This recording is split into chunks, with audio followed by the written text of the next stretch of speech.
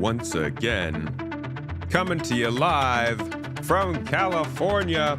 Your favorite fruit, your 1 year only, your tomato!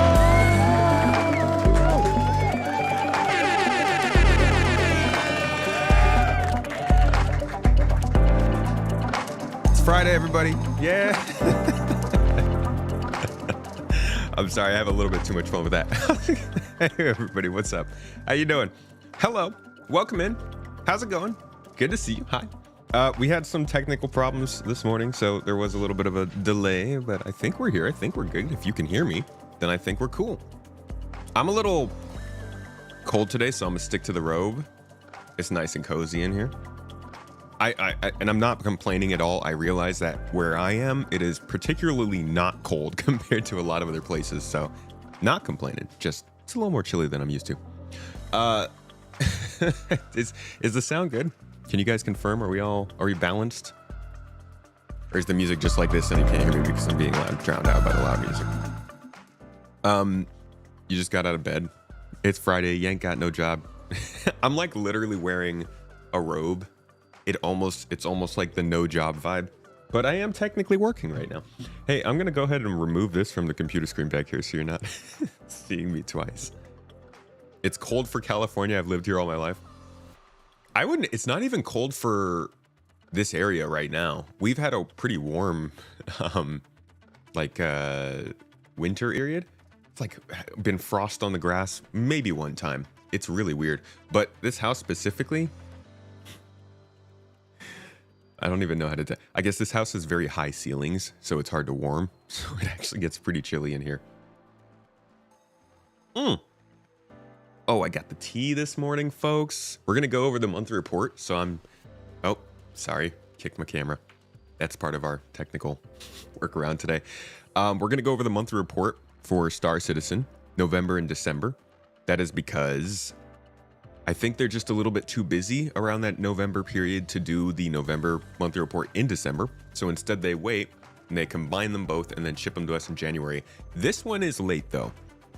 This one is about a week and a half to 2 weeks late, likely because of some of the movements they've had in teams and personnel over the last several months. You can't deny it. There's been a little bit of shakeup, so I think that some of these things are taking a little longer to come out. That's what the whispers and murmurs.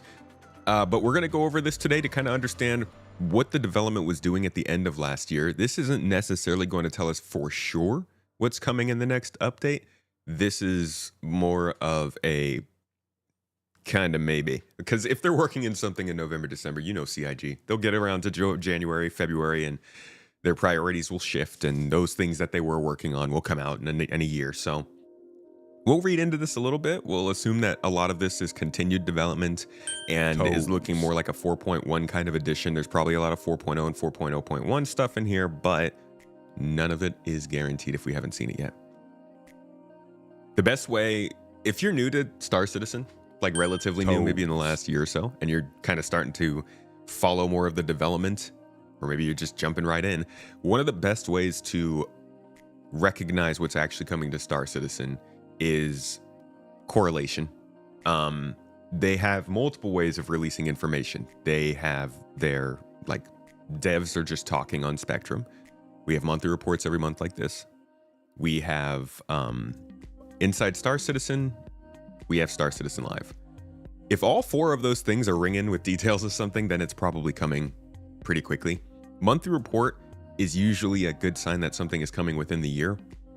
Inside Star Citizen, given how they reformatted it last year, is a pretty good sign of something coming in the next 2 quarters. That being said, though, they might change it again this year. We'll see.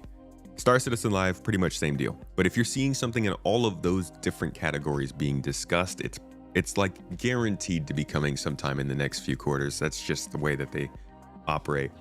Tyrus, thank you for gifting out the community sub. Captain Disowned, and also subbing with Prime. Yo, appreciate you. Folks, you can always use your Prime sub here if you'd like. We like to take that sweet Prime money from Jeff Bezos, and somebody just raided. What's up, folks? How you doing? Hey, good to see you. Blasphemous. How you doing, buddy? Welcome in, friend. Thank you for the raid. Can we get a oh, look at that. That was a nice timing. Cool little shout out from Mrs. Tomato. Appreciate you, buddy. Folks, give Blasphemous a shout. Though he's been streaming Star Citizen regularly for a good long while. I don't think we've had a real sit down talk before, man. We'll have to link up at some point. How you been, dude? How's Star Citizen been treating you this first month of the year? The unknown, the quiet January month. Hey, Baltzen, I just saw you gifted out 5 memberships on YouTube. Much love to you, dude. Put him on the toes, gang. Get Baltzen up on the toes, gang. That's two freaking streams in a row. Why didn't I hear that, though? Where are my YouTube alerts? There they are. Toes. There they are. Very good. We haven't been enjoying. It's been rough. Yeah, I feel that, man. 4.0 has been rough. Your little family was sick as hell and dying. Get better. Echo. Y'all are sick? Oh, Maverick, shout out with the sub. Thank you on the 17 months. And PK. Don't think I didn't see you, dude. 13 months. PK is also like top squad when it comes to security. Shout out to fellow coach. Fellow coach? Also coach? And coach? These are the Arctis 9 Pro headphones.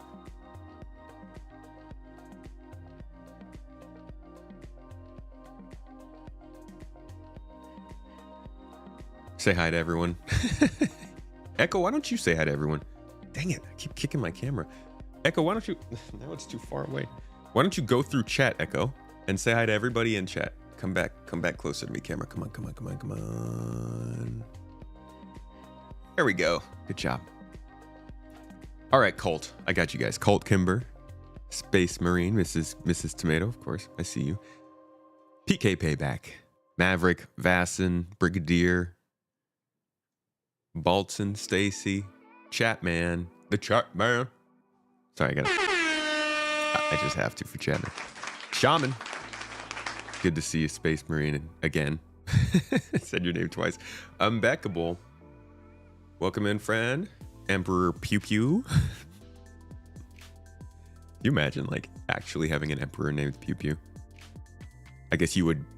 It'd be a scary... It wouldn't be a word of... It wouldn't be funny if it was your emperor, right? Eventually, you'd be like, oh my god, Pew Pew.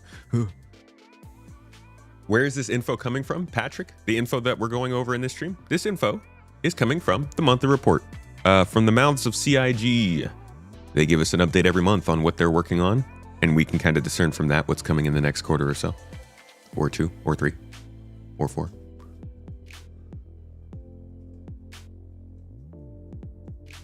All right, I think I caught up to chat. There we go. Kangaroo Maxi. Starcar. 07's buddy. This is what the 07 looks like to me. Oh, I'm really like kind of crowded up in here. Let me lift this up a little bit.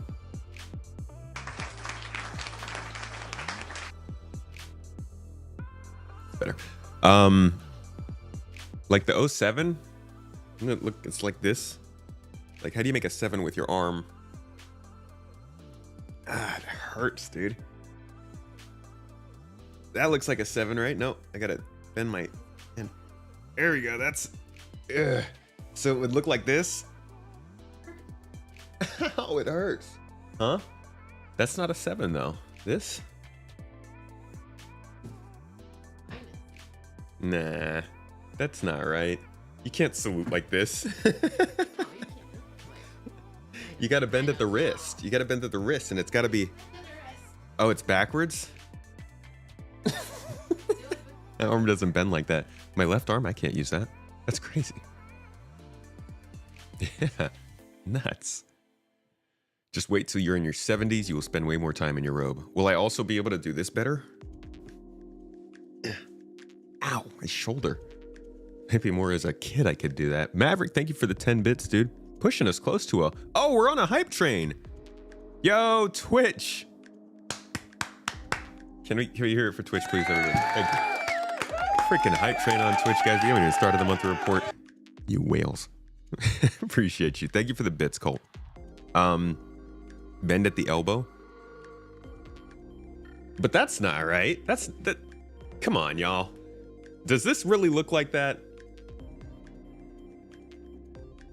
Like, does that really? No, this, I think this is, that looks more like, hold on. That looks more like this. Right? That looks like this. When you use the O and then the bracket instead of an O and a 7. The 7 is crazy.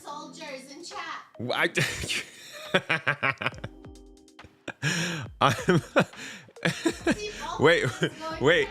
Okay, everybody who has ever served and is in the military needs to understand none of this is going to be accurate to an actual salute. I'm literally guys, I'm joking about the shape of letters. I'm not talking about actual salute. Don't worry. I think the circle with the bracket makes more sense than the circle with the 7. The 7 is like you gotta be absolute fucking up your wrist to make this work, dude. Huh? Hell yeah.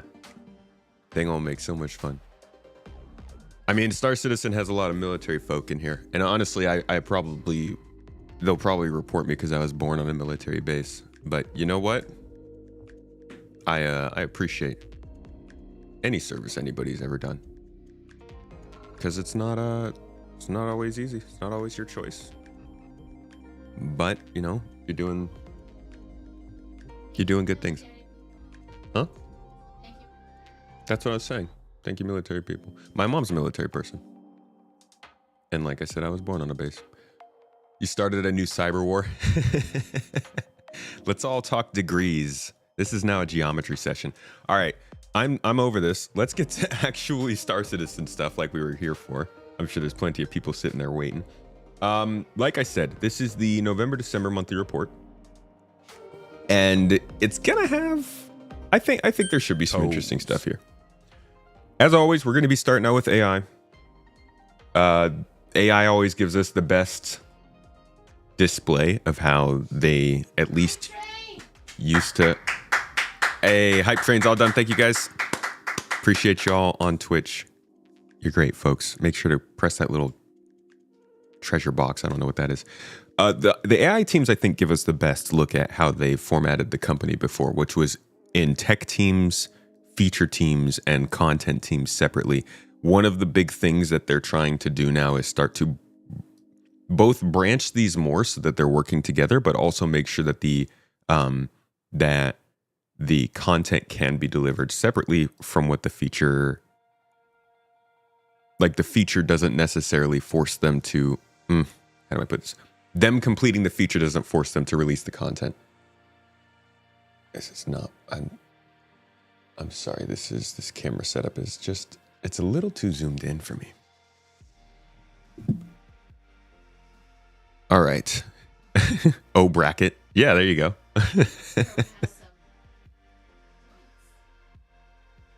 Oh, sweet Jesus, Heat Strope. Really want that Guardian on Twitch, huh? Love your videos. Sometimes don't agree with your opinions, but that's why they are opinions, and we all have different opinions for that reason. Keep up the good work. C-Pulse, it's not loud. You can't not agree. No, I'm kidding. I appreciate you. Thanks for checking the videos out. I hope you enjoy the content this year. Hope we have more reasons for more positive, fun content.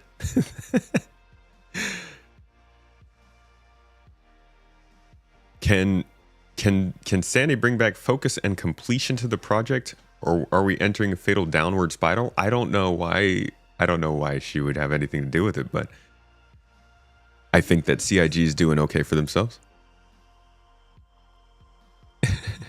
That doesn't actually boost you that much. Mace.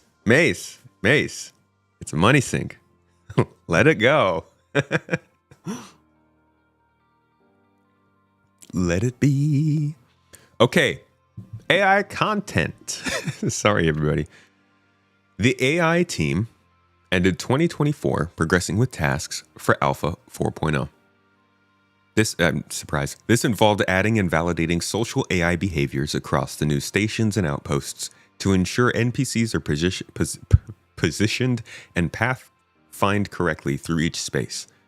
This involved playing through various stations and discussing where it was or wasn't appropriate to place characters and what type of story is intended to be shown there. As many players noticed, dynamic conversations have started to appear in-game, which began with tech from Squadron 42. To improve the experience, a small capture session, I'm really struggling with my S's these days, was undertaken to enable new conversations specific to Pyro and Stanton. The team said, "This is definitely something we want to leverage more in the future, potentially even allowing us to reference in-game events." Bruh, just imagine if you're running through Lorville and you hear some NPC lean over to another NPC. Like, get a load of these guys sprinting through here. They're in their medical gowns. What's up with that, huh? Please, CIG? Please. I would love some references to how crazy we all look. Like,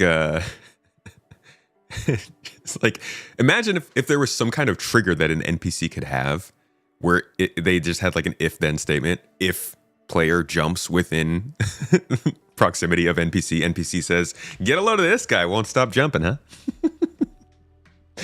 I would love little nuggets like that. The team also looked back at Stanton's landing zones to upgrade their behaviors to the standard set in Pyro. For example, they tested population numbers to see how many NPCs could fit in a location without compromising performance.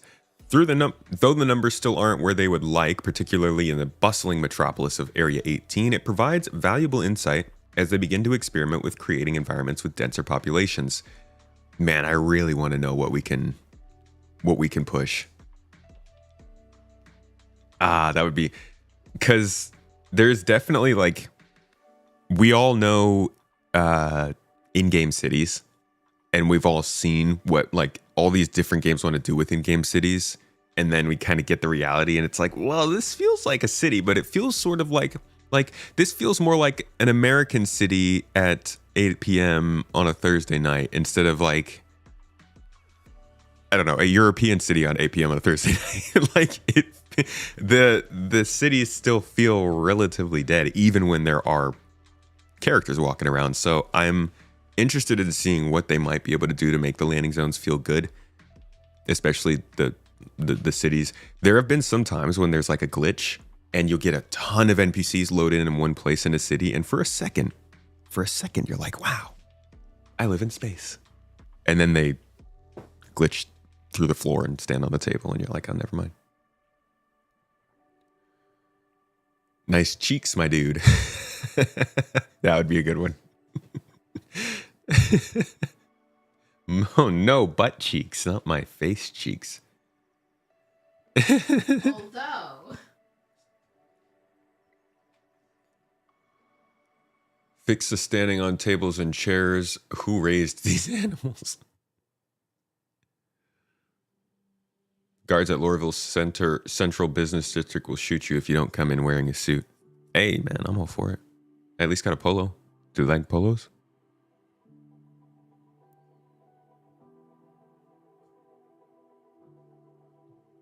What are you apologizing to Nerfly for? Oh. No, he's triggered by chat salutes. Mm-hmm.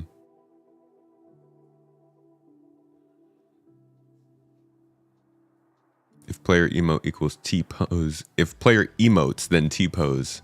Then NPC state equals shoot player. Oh, God. Evil NPCs. All right. AI features. So AI content is like the stuff we're going to see in the game, right?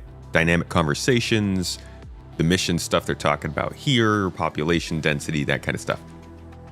The features are the people who are building the stuff that the content uses to build these things. So it kind of moves from the tech team here into the features team here, and then finally to the content team here. It's not always like that. Sometimes it just pops up somewhere random, but that's kind of how it's meant to work. Never been so angered by a greater than symbol. You're an 07 fan? Cheers, man. Hey, I'll tell you what. We'll build emotes with both styles so that everybody can live in harmony. Where can you find this? I'll post a link for you. They get posted on the website every month. Oh God, what is this like freaking tracking stuff that gets thrown on the back end of my links? Leave me alone. Get out of here. Be gone. There you go.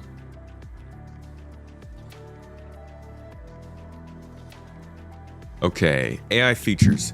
Oh, in November. We cannot have the camera on this tripod. In November and December, the AI feature team progressed with combat for Pyro, particularly for Alpha 4.0's contested zones. This led to improved server... Oh, wait. No, it was... Back that way. Turn it back. More. More. There you go. Thank you.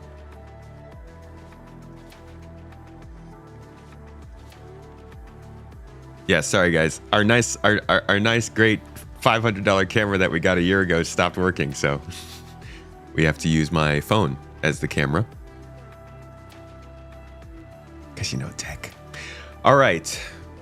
This led to improved server frame rate and stability. For example, ammo management spoofing is now functional in locations where ammo crates are yet to be balanced. As such, NPCs will reload, run out of ammo, and search for more from downed combatants to provide much needed ebb and flow to the combat without needing to wait for a full looting rebalance. The AIs are definitely running better. I think everybody's noticed that. I've seen them try to help each other up once or twice. They're still not like running through all the actions very smoothly, but they are definitely better. Want to see them loot each other? I've only seen them metasize each other.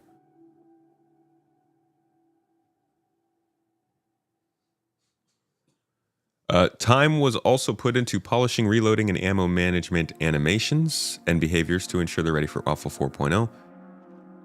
AI features also improve the medic behavior that allows medpen-equipped NPCs to revive their squad mates, so that's what I've seen, providing an extra challenge to players. This also creates gameplay opportunities for allowing players to bait enemies into the open to heal their comrades.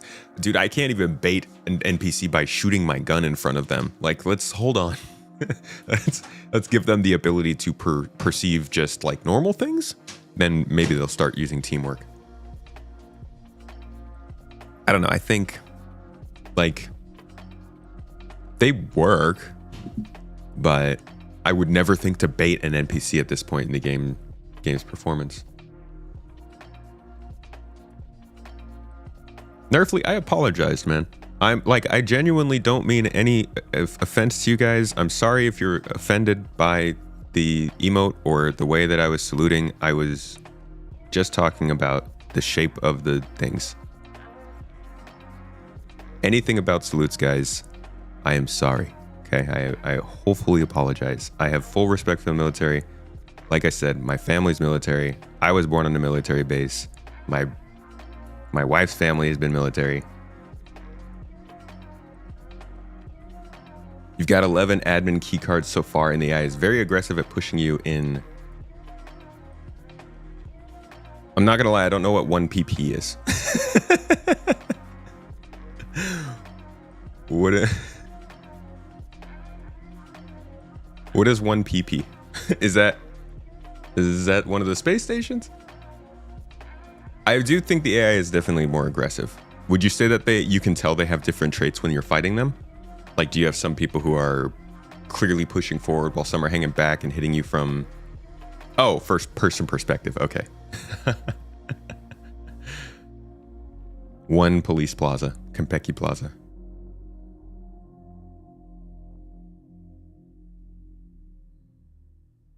Those features are not working due to server desyncs mostly, meaning NPCs already should be noticing you in the face shooting.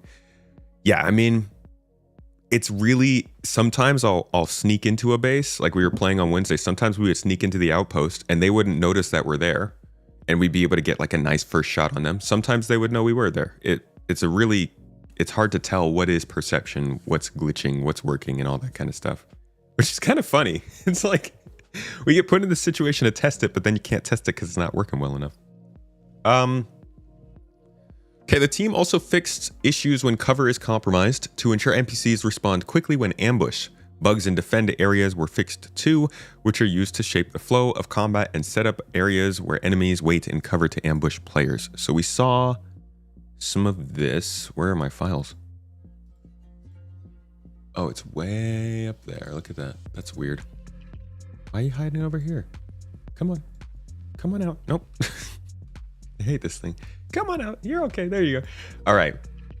Let's find our footage folder. Pretty sure we have... All right. Pretty sure we have the NPCs doing...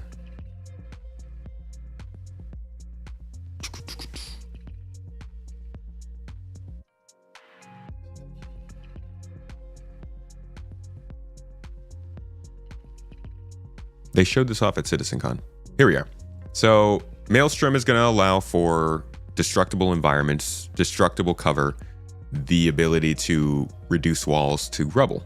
And this will go for various, honestly don't know how widespread this is going to be in the game. This is a pretty crazy system to have in a game like Star Citizen. And it's one of those things that you're like, maybe you're reaching a little bit too far, but they're trying it.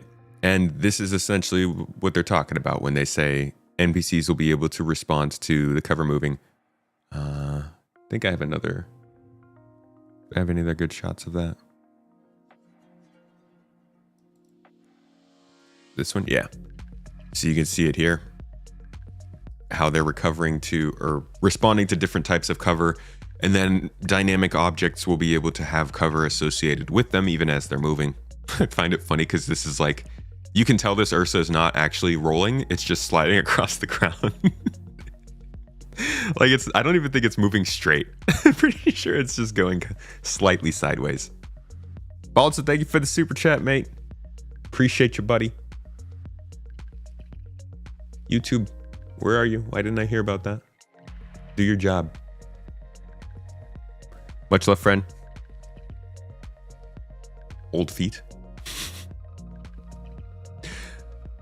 Yeah, no. That's this picture. It's the pictures folder right here. These are the feats that we send to all of our patrons. So only on the 10th leap year. Okay. If you don't get that reference, watch my latest video. Work was then done to simplify and refactor the investigate behavior, giving it additional fallback options and enabling it to work more sympathetically with the perception system. Be like, oh, come here, perception system. You're so cute. I'm sorry. Oh, it's okay. I'm sympathetic to you. This functionality is used to drive searching behaviors across groups when the AI has not fully perceived something or has lost its target. So they showed this off at the previous shit. Damn. I really did just start to say CitizenCon. Sorry. They showed this off last CitizenCon in their AI stuff. Or was that? No, that was more than last CitizenCon ago. That was the briefing room I'm thinking of, huh? Yeah, I think we go all the way back to the briefing room here. Yeah, this is 2022. And they were showing off kind of just how the AI would search for you. This is like, I don't think this is really that different from any other game.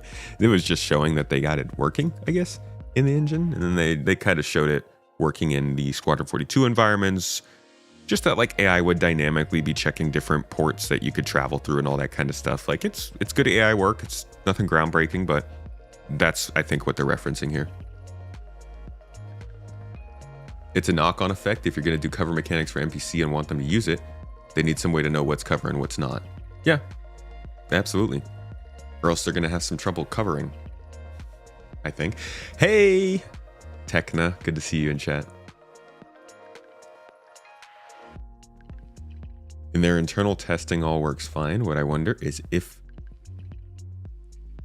if they would actually manage to run those features on live. It's insane amount of comms between client and server, heavily physicalized. It's a lot. It is a lot. Significant work was also done to ensure that perception, particularly vision checks using client calculations, are efficient and correctly distribute checks to characters present at different LODs. We've also seen perception just as recently as this CitizenCon. This is actually very closely related to what, dang it. The search, just go back. God.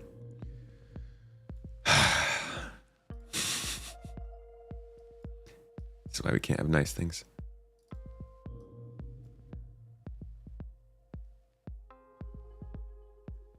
AI searching, perception checks. This would be related to light. It would be related to what kind of enemy you're looking at. It would be related to what's in the way. So you can see he doesn't have perception over here because obviously there's stuff in the way. You can't really see that. Obviously there's stuff in the way, so it's red. He has no perception, right? It's green right here because he can see that well. Orange over here because he can barely see it. But as it gets darker, you see that like certain areas get much darker. So even in Twilight, and this is just like Splinter Cell 101 to me. Obviously, this is a very common kind of thing in space games, but I am excited for this particularly because we have so much ability to choose the direction and the light that you're encountering when you run a mission. Like anything that you do in Star Citizen, you can decide if you want it to be nighttime, if you want to come in from a ground vehicle, from an air vehicle, if you want to crouch walk in, sneak in, if you come in from one direction or another. It's fun to finally have something to push me to think about my approach to missions. So I'm glad to see this stuff coming in. Again, not groundbreaking, but good basic quality material that makes a game experience better, which is what players are definitely and have been looking for a while. And Star Citizen is just not really offered fully to a lot of different types of players. All right, in addition, AI features worked alongside animation to introduce a new creature to the universe, the Kazi Grazer. That's the little cow. We've been working on this for some time, they said, and we're so happy to see the positive reaction from players to our bovine friend. Work also progressed on animation stances, which are used by the Kazi Grazers when sleeping and grazing. What? They graze? What? These are particularly relevant to the day-night sleep cycle. A new charge attack type was also introduced. They can attack. Oh. I still haven't seen one in real life. I think I flew past one, but haven't seen one, cow touched. Except when game just makes missions pop at night side in a loop. Oh, well, yeah. In that case, you're kind of screwed there. Oh, no face cam. Hey, thank you. Hi, it's me. I'm back. Oh, I'm not back. There we go. Hi, I'm back. Thanks for the heads up. Yeah, I mean, I guess if you just keep going back to the same mission and the planet's rotating super slowly, then you're kind of screwed there. Yeah, no cow touching yet. Not even in real life. It's a shame. Actually, that's not true. I've touched several cows in real life. Matt Sully. Hello, dude. Good to see you in chat as always. Okay, AI on the tech side. We're almost getting to the exciting parts, folks. Just taking our sweet old time. AI Tech spent the last 2 months making performance improvements to AI systems and progressing with new features. They began by enabling dynamic cover generation for planets and some locations chosen by the designers. This is part of the tech presented at CitizenCon, the stuff we just watched. They also implemented a new exporter for dynamic cover generated as part of a location's object container. For dynamic cover, fixes were made when reusing cover locations after a navigation tile regenerates without NPCs. The amount and types of glitches that we're gonna see from this whole dynamic cover system, either not loading in or loading in too late, and the way NPCs, this is probably gonna end up having NPCs standing on objects again for some reason or another. Why am I touching cows? Genuinely, that's a good question.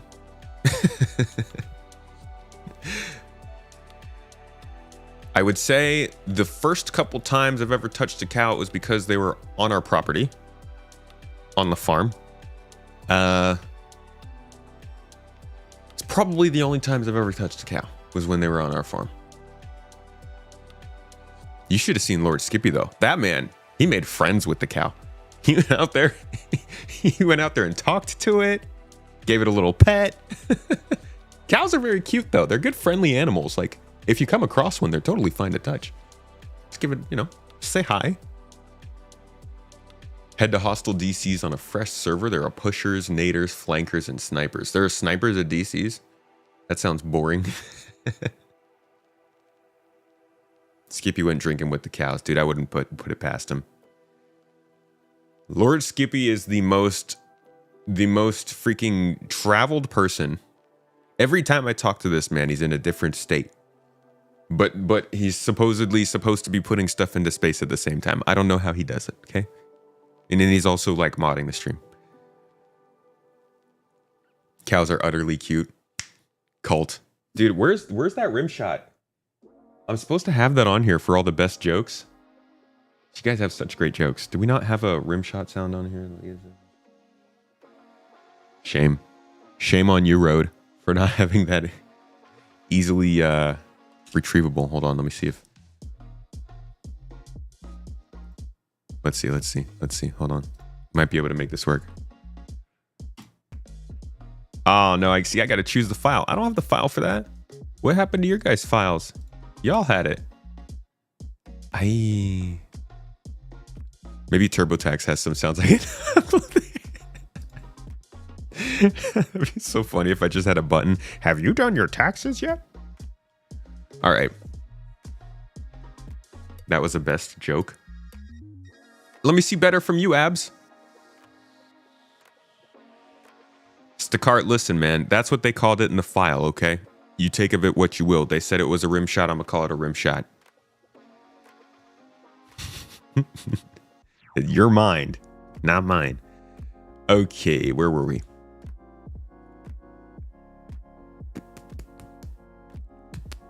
The StarScript design tool received numerous updates. This new tool inherits the logic from Apollo Subsumption and will be used by the designers to define and represent mission behaviors, NPC behaviors, and other design scenario scripts. It also has a modern UI and better functionality for debugging behaviors.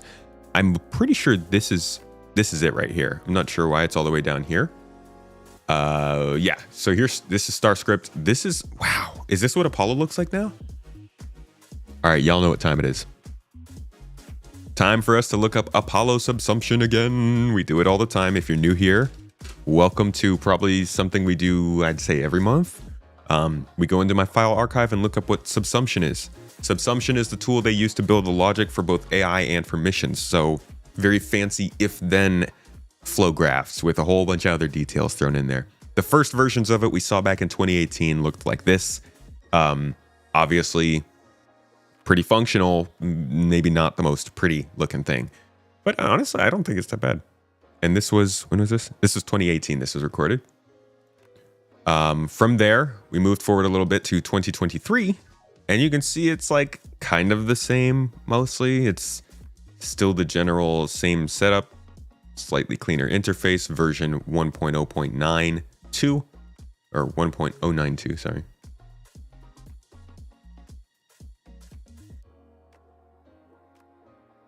And then, I guess now it's looking like this.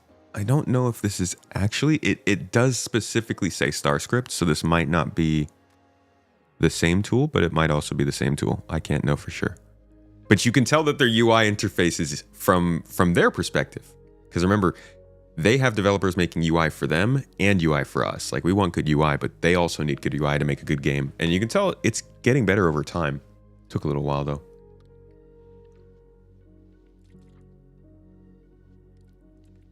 You don't think you've ever seen this? It's tracking ship development to game development. Yeah, every month's development, and we go over it every single month. No tabs at the top.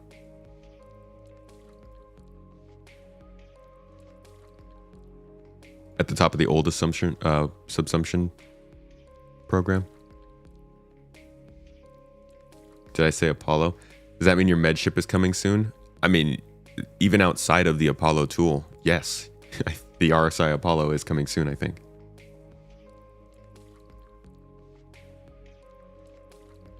For Boyd's tech, crashes were solved and the volume of synchronized data used between the server and client was optimized. For scripting reasons, new functionality to easily convert conversation behavior into a flow graph node was implemented. Updates were made to audio propagation and how NPCs perceive audio events too.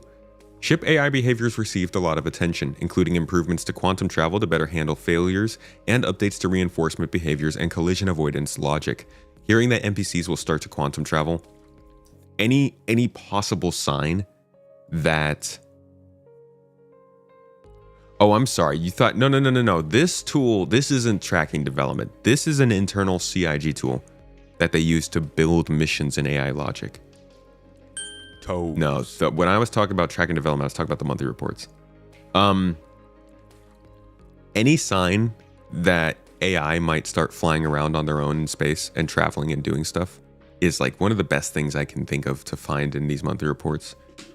That feeling of having a population in Star Citizen that functions correctly is, I think, make one of the biggest differences to the game. Think about it. What are our biggest problems in Star Citizen? I don't think AAK is in the chat, but if he were here, he would say there's not enough beacons. Okay? Somebody else in chat is going to say there's not enough people to fight against. There's not enough combat missions. Somebody else is going to say I keep getting killed by other players. They keep on griefing me all the time. Besides bugs, obviously. Bugs are a big problem. Everywhere you look, people have problems with the fact that there's just not enough. There's not enough of a lifeblood. If there were NPCs flying around cargo ships, a lot of pirates would not be so obsessed with just going and murdering players for no reason. A lot of players would want to do more missions because missions would have more people involved and be more fun to do. A lot of players would go out to outposts because there are more folks in the outposts that might have, I don't know, at least those people could be assigned to shops or giving missions of some sort. I feel like the population in the game is hurting a lot of different parts of the game, but the population also has to function, so they can't just place a bunch of people. They got to do things. Finally, the team began implementing movement requests for chasing targets. This will include updates to how Pathfinder requests are solved and patch existing paths. Okay, so we're not out of AI. We still have the AI game intelligence development team. These guys are kind of doing like R&D for AI in Star Citizen. Not enough player support infrastructure. Truth. When NPCs start flying ships, elevators, and stairs will stop being the #1 killer in the game. I think players will stop being the #1 most killed in the game for sure. Throughout November and December, the game intelligence development team continued to close down StarScript 1.1, updating the old Apollo documentation to the new UX and adding documentation to the new features. So that kind of confirms what we were saying before. They also defined a QA testing process to detect and address crashes and bugs as early as possible. A cheat sheet was then produced to highlight the difference between a Subsumption Apollo and StarScript. Okay.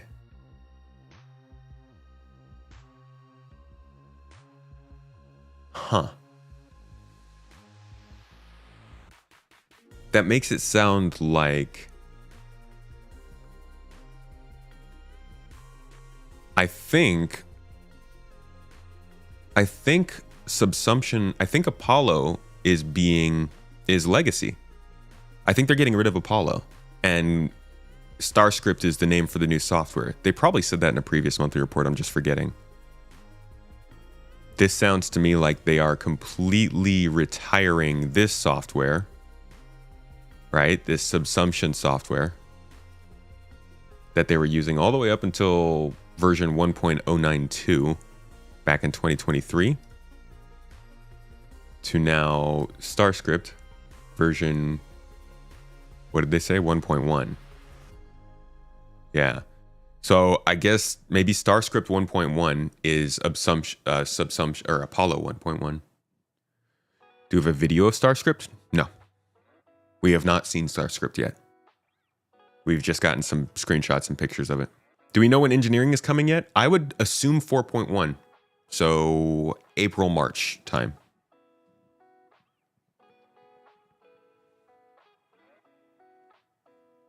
Interesting.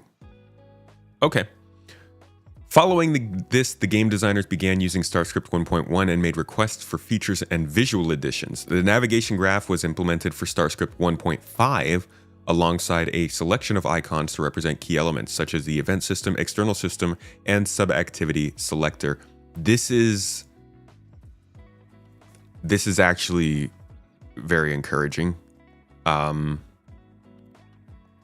This is I think a bit of a sleeper top hit on not even just this monthly report, but just general Star Citizen progression. This is alongside things like the mission refactor for me, because the better anybody work at a company that makes their own software or puts like a wrapper maybe on like some SAP software, and then you have to go in and you got to learn the documentation for it. And if you have a problem, you have to go through your company's IT to get it fixed and all that kind of stuff. Like if you work at a big company or even a small company, a lot of startups get their custom software built. And if you work with that, you know how big a problem that can be for the productivity of a company. And I think one of the things that has hurt this company a lot over the years has been the fact that their tools are very haphazard. CryEngine being the base is not the best choice for a game like this, from what I've heard. I've not stuck my fingers into it. I don't actually know, but it's not the best for a game like this, and they've had to do a lot to change it around to make it work. And we're seeing that with like the mission refactor, with the transit refactor, the 64-bit precision thing, server meshing, all that kind of stuff. And I think some of the scripting software and the things used for AI is part of that. We've heard that Rastar has been challenging for them. We know that they needed Mighty Bridge to use things like Houdini instead of using their own tools. And obviously, as you can see, they've had this software that, I mean, sure, it worked, but probably was missing a lot of features they needed, which you can see they're now talking about adding in this version. So I think them getting the software that they're using to build the missions and AI and stuff that we're going to perceive in the game is even better than them getting UI ready for us.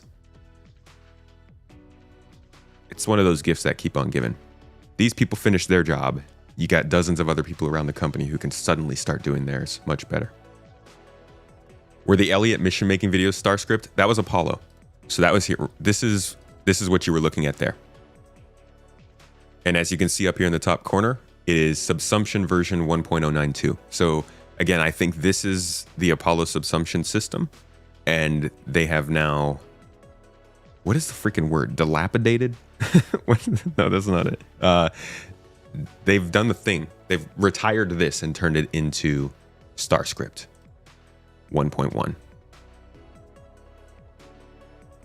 It was not the best choice by that time. Maybe it actually was a good choice. I mean, for looks, it was great from what I hear. Deprecated. Thank you, El Rey. I'm sure there was a better engine choice. I have no freaking clue what it would have been or how they could have come across it or how it would have worked. There are so many reasons for why it could work. Like, obviously, once CryEngine lost all their developers and CIG basically just became Crytek 2.0, I think it was like, okay, we're sticking with this engine. You know, that's like, we just won the lottery. We're not gonna switch. I could totally see them being like, okay, we want a game that looks nice in 2012, right? And then they get CryEngine. For all those who don't know, CryEngine is like what makes the Far Cry games, or it used to. So they go and they get the engine. 2 years later, they're like, oh crap, this is not going well. But Crytek wasn't paying their employees, so a lot of the people who built the CryEngine actually moved directly over to CIG and started working on what is now called the Star Engine.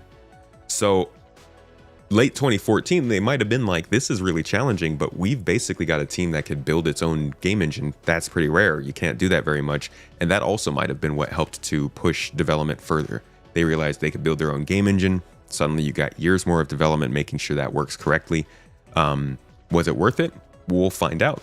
But they wouldn't be able to do all this kind of stuff if they hadn't made that choice. So it's an interesting conversation to have. I'm not going to fault them for the engine that they used. I don't even know them well enough to do that. But it would be interesting to go back and look at the engines available at that time and see what maybe could have been.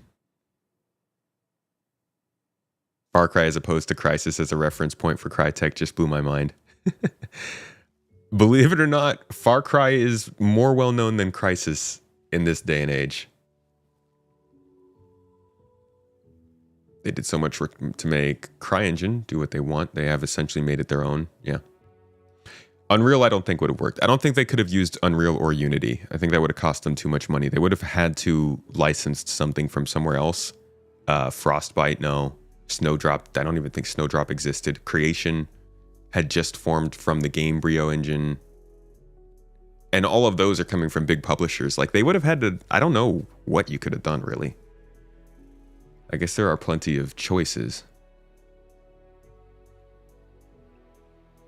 Any engine would not make that big a difference because they also remade the engine for their needs.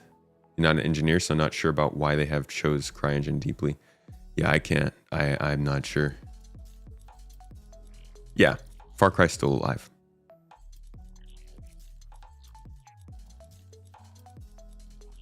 Wasn't Far Cry... I thought they used Crysis up until Far Cry 3.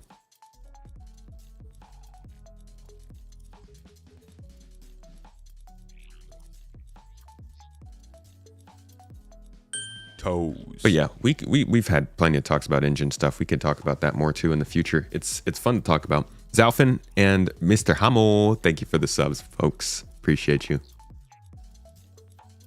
Dunya engine for Far Cry? What is Far Cry? Ubisoft? Probably Snowdrop. But I mean now, I don't know what it was before. Let's see.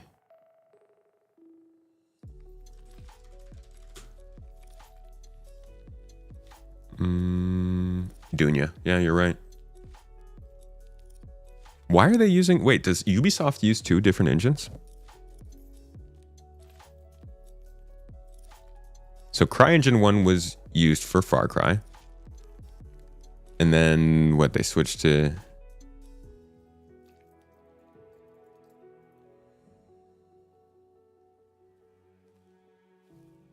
CryEngine 1 was Far Cry. CryEngine 2 was Crysis. CryEngine 3, more Crysis. CryEngine 3.6 was 2013. So they branched off right when CryEngine was branching off 3.6.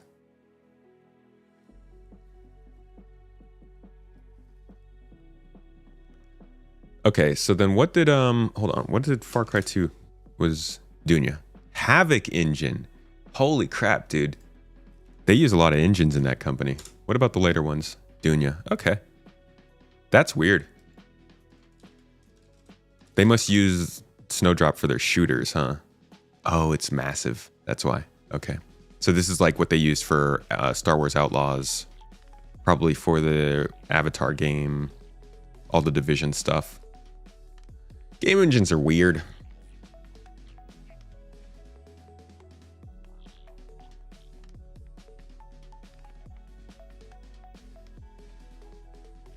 One thing with engines is similar to Linux. There's a lot of versions of the same engine depending on studio needs. Yeah, that's fair. Left for 20 minutes, bro. Still looking at AI stuff. No. We're on animation. I promise. Hey, for anybody who is watching this stream, I do want to... I like to talk during streams. I like to get into conversations with chat. I think it's a really good time. If you just want to see the short version that has like just the info, these do come out on Space Tomato 2, our second YouTube channel, within a few days. So that's just a heads up if you're looking for the quick version. Sexy Potatoes. Thanks for the Prime sub, mate. Avatar might be the same as Far Cry. Avatar was made by Massive. I think it was made by Massive. Animation. What are they doing on the animation front? November saw the animation team create player interaction animations for hacking and door panels. Don't f with me, CIG. Why? Don't talk about hacking.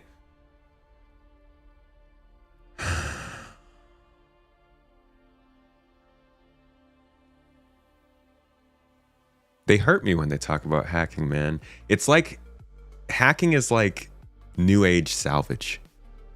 And if you've been around for a little while, you know what I mean. I hate it. They also worked on various creature animations for the Copion, the Kazi Grazer, and the Valakar. The freaking sandworm. I hope they make a snow version of that. And they prepped for upcoming creatures. The devs then undertook several performance capture shoots before solving the data and facial animations. The end of the year was spent developing various animations for existing and upcoming creatures, while facial animation continued to create animations from the captured performances. So we've got, wow, Stream Elements, look at you dropping the wrong link to the podcast. Does that even still forward to the podcast correctly? Anchor.fm. So we've got a few creatures coming to the game. Kazi Grazer, yes, we know about that. Copion, we know about that. Valakar, we know about that. But they also are working on other upcoming creatures. So I do think that we've probably got at least, I would assume there are at least 2, likely or possibly 3 new creatures. And I say that because, where would this be? Here? Oh my God, I always do this. Today's news is absolutely mad. My bellular fix. But thank you, the people at the front. I do arrive things at... Okay. So we've got the Valakar, right? This is... I think this is probably coming this year. Okay, this might not be coming this year, but I do think that monster hunting likely will. 12 to 18 months, they said, so maybe it slips into 2026. But I think even if the Valakar isn't in the game, I think the idea of this, finding creatures, taking their resources, and then using those and whatever crafting they do come up with will be a thing. So if we jump forward a little bit from here, we can see that they also have plenty of plans for other types of creatures. Grew in a swamp environment instead of a desert planet. Or if a Valakar never made will the new creatures have the ability to fall through the planet? Probably, dude. These are the kind of questions that make sci-fi one of the best mediums. And I can hear the questions already. What does an adult cave Valakar look like? What does an apex Quasi Grazer look like? Well, it's these questions that get everyone excited that works on creatures to give you a glimpse into the big picture. All of these variances and differences and new creatures make maybe up in what we 5 call years. Our fauna matrix. Why in 5 years? The fauna matrix is basically our creature encyclopedia. So these concepts should show you that we want to get more wild creatures have been defined for the... Okay, so they've got quite a few creatures that they want to do for 1.0. But we've been following this pretty closely here at Space Tomato Gaming, as we do, because we're freaking weirdos and we're obsessed. Let's go to the channel and go back to our video from the beginning of last year, where we looked at alien species. These creatures are expected... Shut up. So one of the big reasons that we knew this was coming up was towards the end of the video here, when the animation team had gotten started on the first interactable animal. This was likely the Kazi Grazer, as just recently in January of 2024, we received an update that another animal was being worked on, which was a 4-legged predator, probably not the Grazer. It actually isn't far from this. Like this isn't the Copion. Obviously, it's freaking huge compared to a human, but I could see how this might have turned into the Copion. Now, this could be any number of concepts and is joined by a bird and a fish as well. Not sure if these are boids, or it could be our old bird friend we looked at earlier. Also recently in November, we were made aware that CIG was looking... This is why we knew this was going to start happening.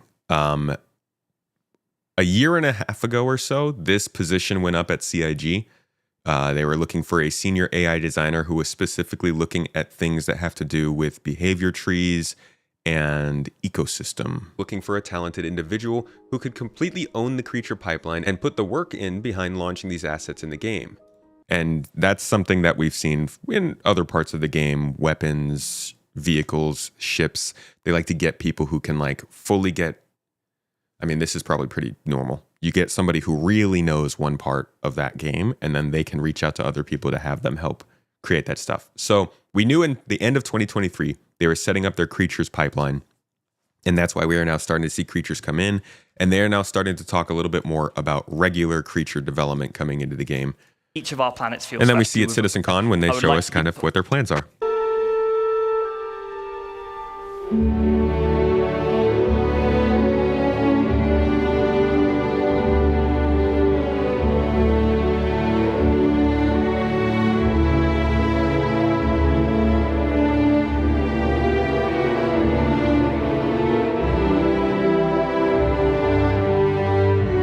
I think this might be one that we see this year.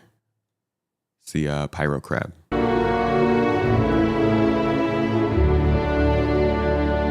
But they got some plans. So there's your creature deep dive for the day, I guess. Let's move on to art in the character section. Character art team supported Starware art debt and fixed bugs for the live releases. They're currently working on 2 new armors alongside upcoming armor variants. I'm kind of tired of hearing about armors. The ship art team spent the end of 2024 putting the finishing touches on upcoming vehicles that will be revealed or released this year. Alongside unannounced vehicles, several upcoming vehicles progress through the white and gray box stages. Okay, you guys ready? Here we go. The Consolidated Outland Pioneer, the Drake Ironclad, the Anvil Paladin, the Misk Starlancer TAC, the Argo CSV, and the RSI Apollo and Perseus. And I gotta say, folks, not a single one of those ships misses.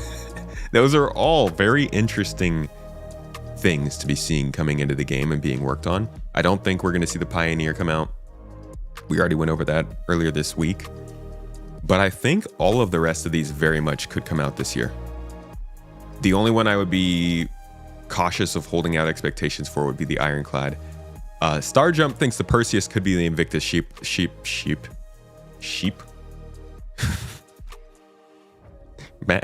Starjump thinks Perseus could be the Invictus ship, and Ironclad could be the Drake defense con ship. I don't know. I think that's a little ambitious, but I do think we could see all of this stuff this year. It'd be cool.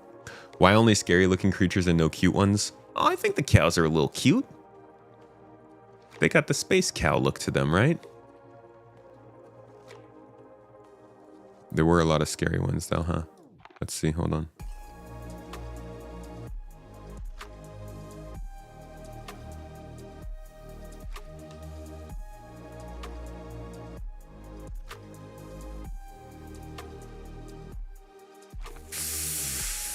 Maybe that one might be a little cute, little gopher. Yeah, it's like a little hamster thing. This thing looks like a cursed dog. Yeah, I don't know, man. I guess the space is not cute.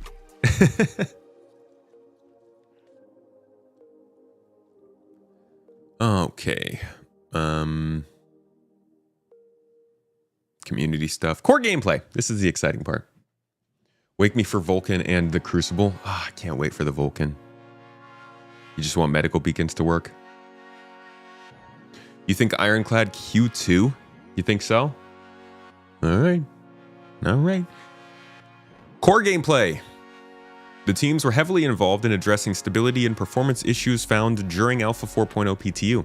Alongside this, the programmers worked on jump points, which are critical to connecting Stanton with Pyro and later other systems. A lot of effort went into creating a strong visual experience and the feeling of controlling the spaceship inside the tunnel. We know that. They, when it first came out, the ships were hard to control. Hey, Luna Maria. Welcome in. Good to see you. How are you and Rico today?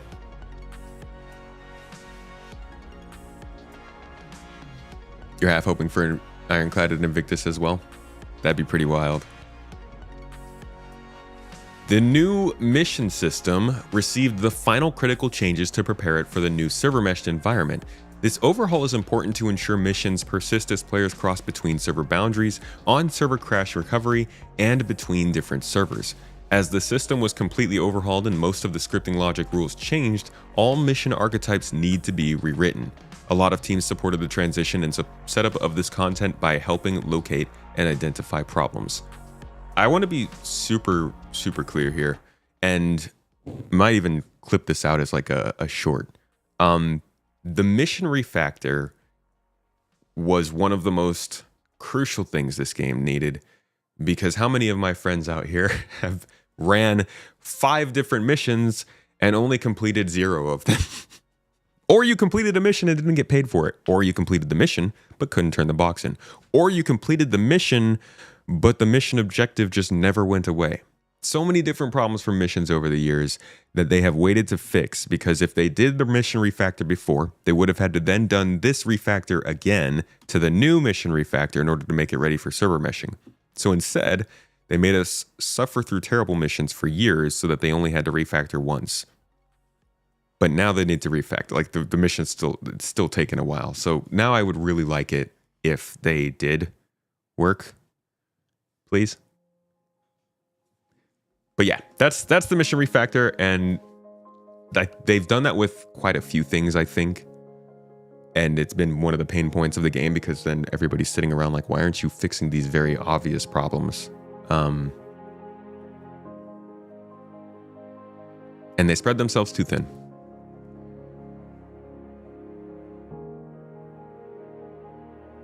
Yeah, so many missions. You had 5 hauling missions you ran yesterday and they didn't complete. You'd love for them to fix box missions and bring them back? Yeah.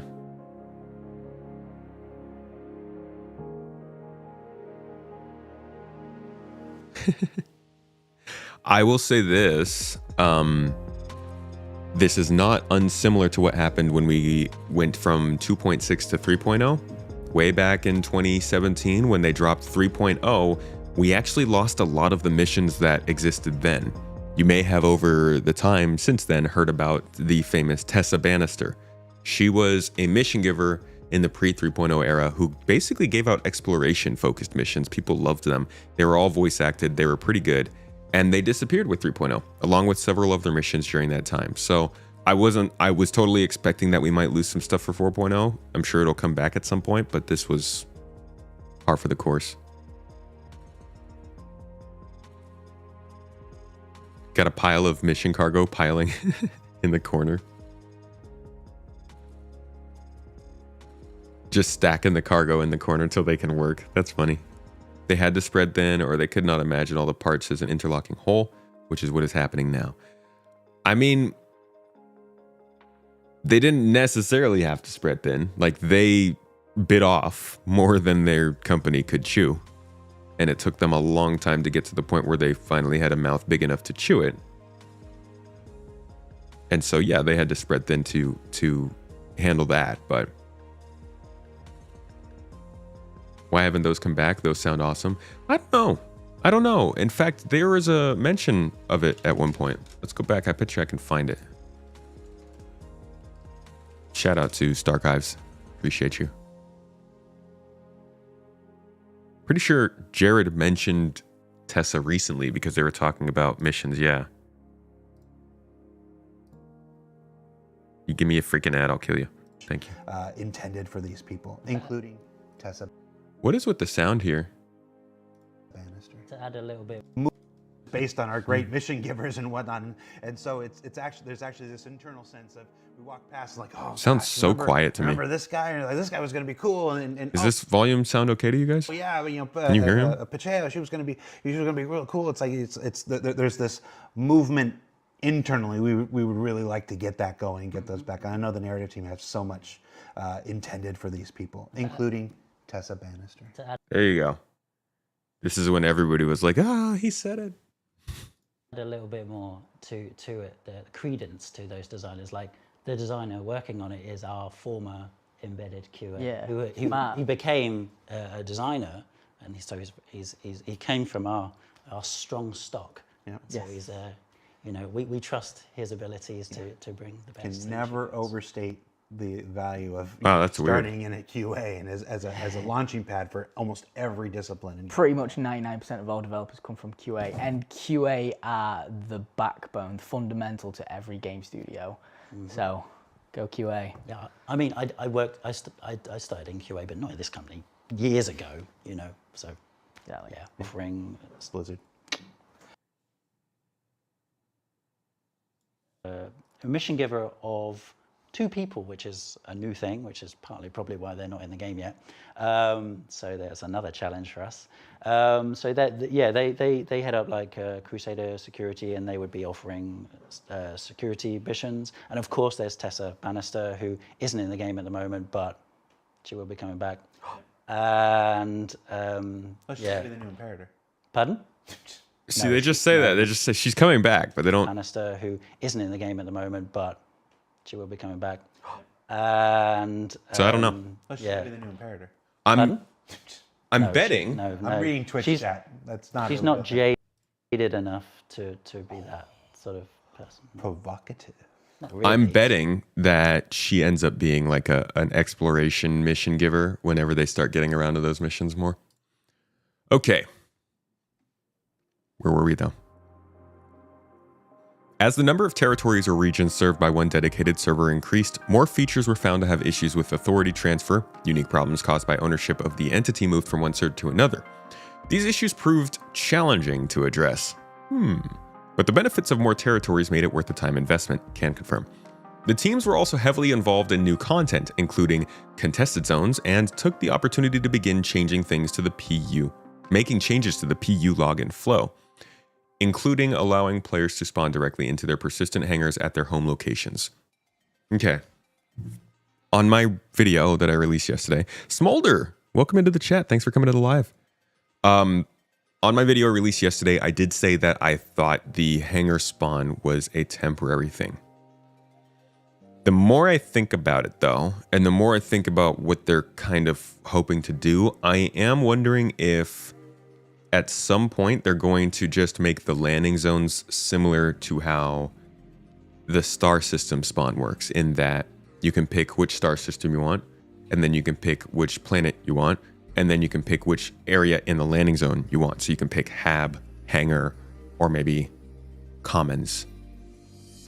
I actually think they might not go back from Hangar spawns. Like, they might just leave that in and then continue to expand the ability to log in and log off in different places from there.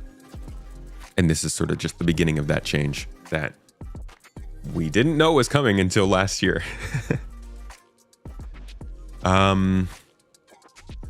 Let's see. The teams, okay, we got all that. Work was also done in support of an upcoming ship, fixing quality of life issues with the personal hangar and freight elevators, and a lot of bug fixing. Okay, core gameplay did not do much in November, December, but that's kind of par for the course.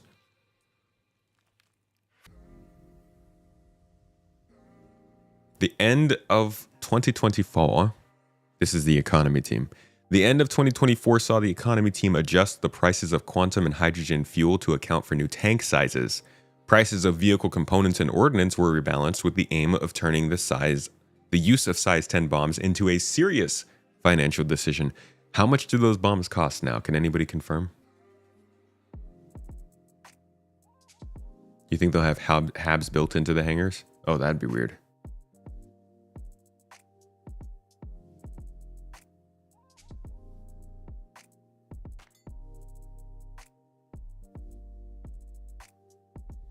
Is a size 10 bomb a nuke? Not quite, but they're pretty big.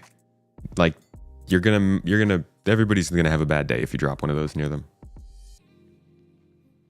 You've heard it's 50K a bomb? That's not that much. I mean, I'm broke. I have like 2,000 credits. Okay, 500K sounds more, that's better. I was gonna say 50K, I could see people just getting dozens of those.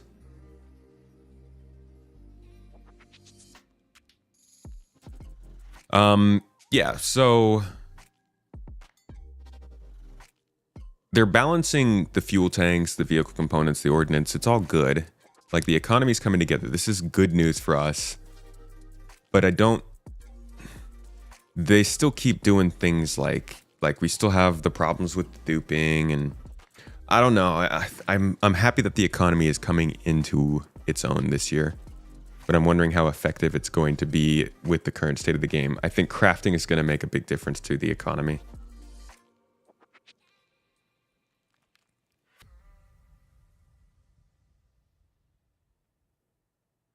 Fully restock a Polaris is 28 million. Yeah, so that makes sense if a size 10 bomb is 10,000 or 500,000. Okay, vehicle repair costs were also rebalanced, taking into account the new prices for components and commodities. For example, repairing a ship's hull should now be a lot cheaper than replacing missing components. Okay. Cool. That's probably pretty crucial for our own repair gameplay too. Oh, you got a gifted sub from Zayeth? Yeah, dude, Stream Santa struck earlier this week. Jared mentioned last year that we will be getting a hab module for hangars. You heading out? Whoop. All right. All right. See you later. Love you. You just file a claim for 28 million. That's fraud, my friend. Weren't there at the time. No problem, Vernie. As a sub though on Twitch, you do get access to our exclusive videos, so I'd check that out on the Discord server if you're on there. All right, graphics, VFX programming, and Planet Tech. For the graphics department, the end of 2024 largely involved making significant performance and stability improvements to Alpha 4.0. The team also finalized internal support for Vulkan and rolled it out as the default renderer for developers. This includes many stability improvements alongside multi-threading improvements to increase CPU performance on multi-core machines. This is what a lot of people have been waiting for. I'm not a wizard or a doctor, so I don't know just how much this will bring on the sort of multi-thread performance people have been hoping to see from Vulkan. Maybe it doesn't make a noticeable difference, but this, I believe, is the primary change that Vulkan was meant to bring on that people have been waiting for. So we'll see what happens. Don't know if this is going to be a 4.1 kind of edition, but they were finalizing internal support last year. So we'll see with the January monthly report what things are going on and what we might expect in March. But we could be seeing some nice optimizations in the next few months. These improvements are on the main branch, so they will reach the PU when the next major pull of the main code branch takes place. Okay. Could have just read a little further, so 4.1 confirmed. Ah, Lord Skippy. Thanks for the super chat, dude. Global Illumination MVP. Do you think they're working? Hold on. Are you spoiling it for me? R&D for Global Illumination, Reflections, and Planet Tech V5 all progressed and will continue at full pace now that the team's work on 4.0 is complete. Okay. So I'm guessing that means like weather, Starchitect, and then like the terrain and scattering stuff. Global Illumination. Cool, cool, cool. Not anytime soon, I'm guessing. Vulkan already makes a noticeable change for you? Oh, that's good to hear. 624,000 AUEC for that bomb. Yikes. Interactables. The Interactables team developed assets for contested zones such as keycards, server blades, and fuse slots, and completed a performance and bug pass. Contested zones got a lot of work. The locations team spent the end of 2024 supporting the Alpha 4.0 build, including polishing, optimizing, and bug fixing Pyro's contested zones and outposts. Mission design. The ongoing mission refactor continued. Yes, we know. With bugs being prioritized and triaged. While analytics show high completion rates for missions, some users are still coming across issues. Yeah, shout out to my some users in chat, about 90% of you that have spoken up not completing missions. Maybe maybe the people who are completing missions are just being silent though. I'm completing some missions. Certainly not all of them, but I am getting completions. rain thunderstorms coming. I'm thinking we might see weather by the end of this year. They're working on rain and thunderstorms right now, but I don't know if, like, they're not indicating if it's soon. Arctic, you're some users.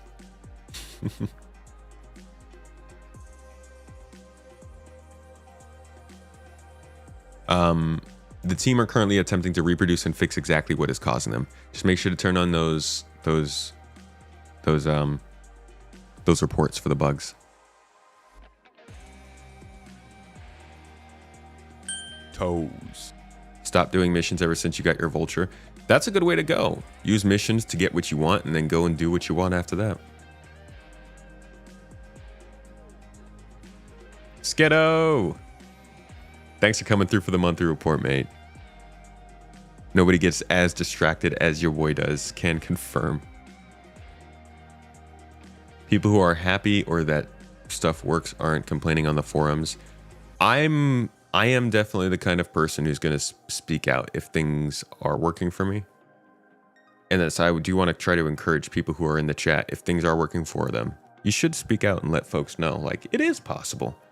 I can have fun. Have not talked about leak ships now.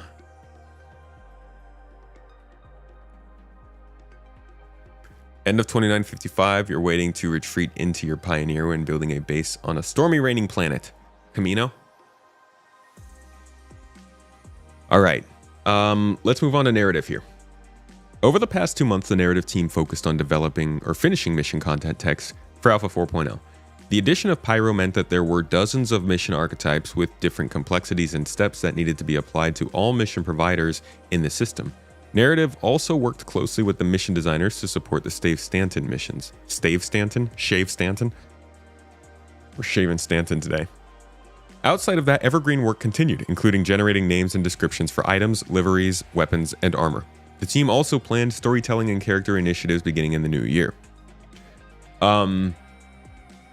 They are pointing more and more towards wanting to deliver content in a narrative format. So while Save Stanton is mostly stuff we've seen before applied to a different scenario, I do think that they're working on things to create Save Stanton-like content that actually introduces the new features we're seeing. Oh, what's up, Nargo? You joined the PTU and crashed the desktop in less than 2 minutes. All right, good job. Speedrunning it, I like it. Good to see you in chat, buddy. Y'all go and see the episode I did with Nargo on Launch Sequence Podcast. We talked about the Daymar rally. When we do speak out about stuff working, we get shot down by other streamers. Well, I don't know about that. I'm not going to shoot you down for talking about it working. I will give the opportunity for people to dispute that, but we'll keep it civil.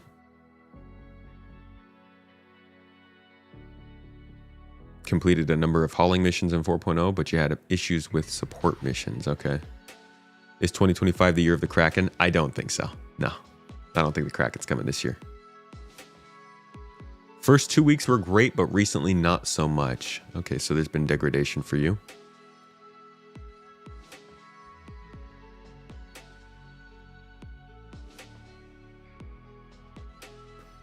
From the narrative team on the website, the team released a fascinating portfolio on the history of Luminalia, which gave insight into the Banu culture and answered the community's questions from the Ask a Dev forum in Loremakers.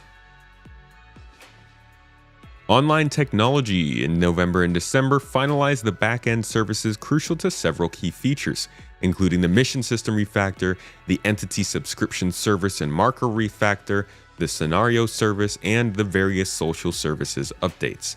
Each of these enhancements played a vital role in the overarching goal of making server meshing a reality. The team also devoted a considerable amount of time and resources to assist in unblocking accounts experiencing various issues.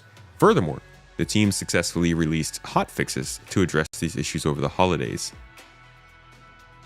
I feel so bad to see that they did this work to do all this stuff, and that is what made it possible to get to the point where we are now, but the point we are now is still so riddled with bugs, problems, and unblocked accounts, or blocked accounts, that it's just, it's rough. You're actively grinding merc missions right now? Nice. Good to hear.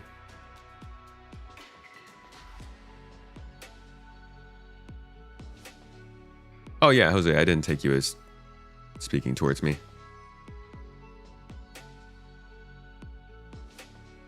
Think we'll see the silhouette of the Kraken at CitizenCon 25. Oh yeah, they can't miss out on that. Dude, it's CIG. I wanna by a show of hands, everybody in chat, raise your hand if you think that CIG is going to tease the absolute hell out of the Kraken for the next year and a half to hype it to all high heavens for its release. And if you're not raising your hand, why not? Because they're gonna do that. There's no way. Even if they weren't sure that the ship was coming out next year, I bet you they'd put it at the CitizenCon silhouette video at the end of this year. Because they can't do it with the Merchantman anymore. The Banu Merchantman has had its time. It needs to sit and lay for a little while and have its well-earned rest as a hype feature. The Kraken will take it from here. Put it on its back. Okay, where were we? R&D. Okay, R&D was working on the first version of dynamic weather. There you go, thunderstorms. The previously implemented weather map support was extended to also include a rain accumulation map with physically plausible evaporation and percolation modeling. Oh, that's good. This uses a plane's temperature, humidity, and wind map, which also drives terrain and biome generation, as input. Support for rain clustering was added to limit rain to specific regions and types of clouds. Oh, yeah, dude. Give me my cumulus clouds, my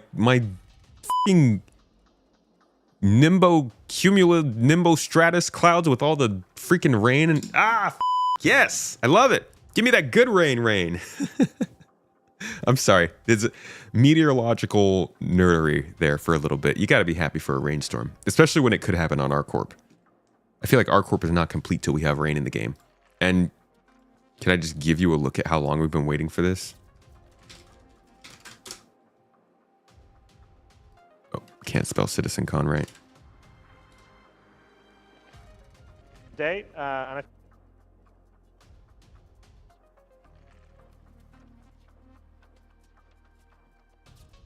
This is where we first saw dynamic weather, folks. This will be 9 years ago this year. So, yeah. Sorry it's so quiet. They don't have great volume on their older videos, but you can see like the dynamic freaking storm sand cloud. It's getting close. Okay, let's get out of here. Shit. Come on, hurry up, babe. Go. Jump. Really cool, super fun. Like, exciting for all those looking for survival gameplay on different types of planets, but I mean, this showed up, and then we got different types of weather for quite a while, but nothing anywhere near that. Nothing dynamic, nothing that kind of flowed across the terrain like that. And then you go to CitizenCon 2019, and you find a couple other examples of weather that they wanted to try and make a bigger deal than what we currently have in game. To make these effects across all the kind of hundreds of planets that will eventually be created. And, obviously you can see the effect of the winds on the vegetation. Yep. So, and as you see here, we're in fog. You see the snow. Our visor is getting, it's like you would be, in a snowstorm. Absolutely. You're skiing or out there. Yeah.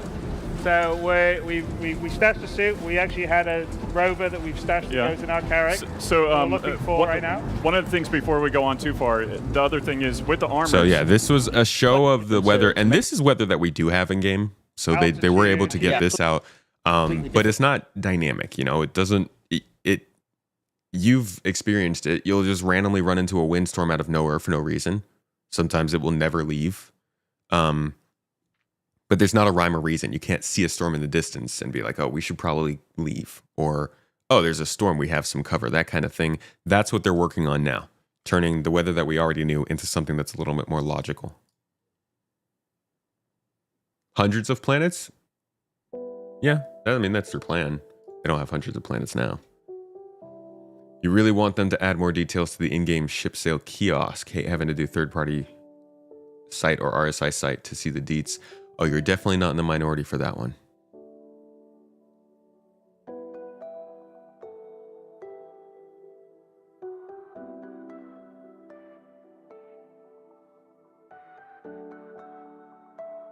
We already ran about that. Similar controls were added for lightning, and the quality of lightning events extracted from the weather map was improved. The temporal stability of weather was improved, while diffusion in the rain accumulation maps was reduced. We also saw last year, if you guys remember when we were going over these monthly reports last year, they had a monthly report that mentioned that they made advancements in making sure that ship shields would react to lightning strikes. So this has been in the works for a little while. Volumetric cloud shadow rendering was stabilized to further improve occasional stepping artifacts when the camera moved, especially when the sun at low angles above the horizon.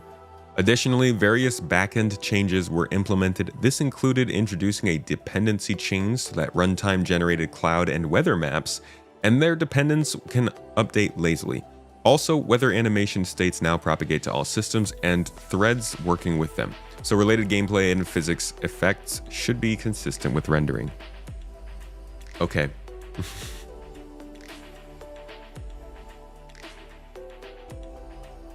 Tech art and animation.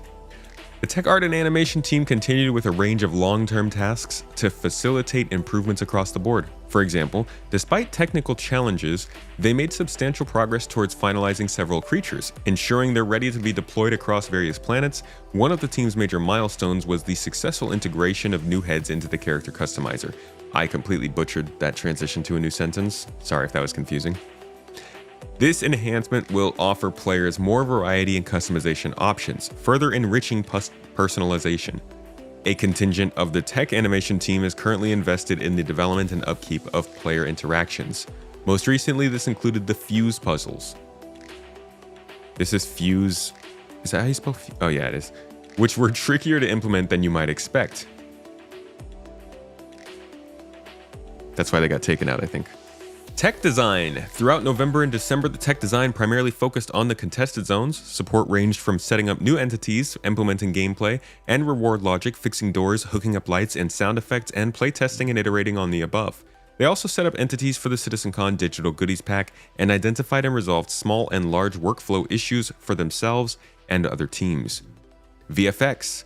In November, VFX supported the vehicle teams with the Mirai Guardian and locations teams with a variety of pyro location work. December saw further work on pyro, including contested zones, rundown stations, asteroid bases, and the VFX heavy jump points. All right, so that's the monthly report for November, December. Now, not super incredibly exciting. And that's because, well, it's end of year. They are very focused on 4.0, IAE, and end of year tasks. So while some of this did show us what's coming next and what we can expect going forward, especially in terms of ships, like this is a good report on ships. Great, because I'm writing a video on upcoming ships right now. Some interesting economy stuff, but mostly stuff we already knew. A lot of this is stuff we already knew because it's in the game. So maybe not as much forward-looking stuff as I had hoped, but there are some nuggets in here. There's some AI changes, dynamic weather stuff, some creatures, ships, and mission updates. But we still don't know what they're focusing on gameplay-wise. This is like the really important paragraph here on the monthly report. If you want to read a monthly report, but you don't want to deal with going through this whole thing, you want that, like, what's the juiciest section? It's going to be this one almost every time. Core gameplay is where we get to kind of learn what we're going to be doing next. And unfortunately, they didn't really have anything here. They just talked about the new mission system, jump points, contested zones. Yeah, all things we already know about. But that's it. What do y'all think of the contested zones, by the way? I haven't really heard too much talk of them, but the contested zones, I think, were actually a very, very big deal internally at CIG, bigger than we know. I think the contested zones were a proving ground for them to hopefully move forward in new styles of development and presenting stuff. Not to say that they're going to start to block everything off into closed off locations like that. More so that I think they're going to deliver more content like that. So I think we'll see mining areas that are similar. Maybe they're not necessarily closed off, like you have to go through an elevator to get there, but it might be like there is a very specific place in Pyro, like a specific asteroid cluster that has specific rocks and specific dangers and maybe a point of interest, and this is the place where they try to attack miners too. I think it's a bit of a midpoint target between full-on sandbox design, which is still going to be possible. Like, I still think we'll be able to go around and do whatever we want anywhere, but I also think it's cutting between that and then full-on missions. So they're saying, we have a place that we're setting up for you to go and actually do this gameplay. We're not going to make you take a mission to do it, but it's also not like you're stumbling across this. Like, this is absolutely the place where you go. And that's what contested zones are for FPS gameplay. I think they'll do that for the other types too. You think they need some polishing, but the idea is great. You having some fun, Heckle? Thick Night, great group content, kind of an ass for solo. CZs are fun, but the gains aren't worth the effort. Huh, that's a good point. The loot isn't quite there yet, huh? Or maybe the reputation? Am I super blurry? I'm not using my normal camera today. My camera has broken for some reason. So I'm using my phone, which might be focusing weirdly. They started out okay, have begun to stall out as 4.0 patch has aged. So you're talking performance-wise, Maverick. How about design-wise? What are you thinking of it?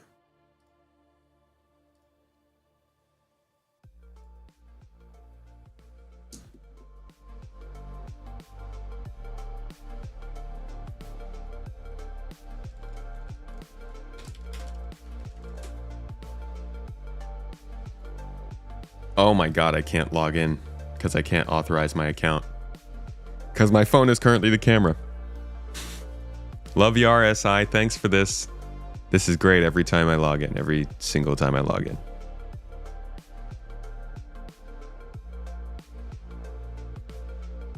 Feel like the ship component loot will feel a lot better once component health matters. Hold up a second. Let me turn this.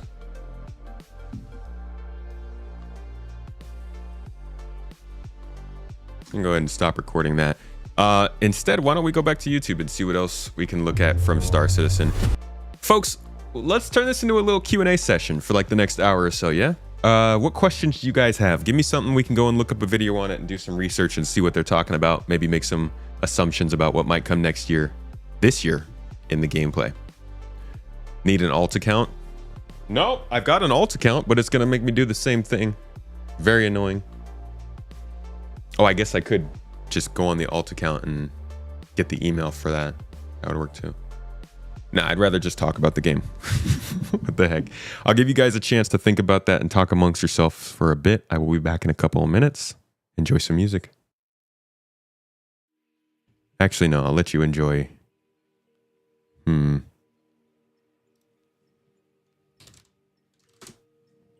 let you enjoy this. This? Yes, it's a good video. No, not this. Where is it?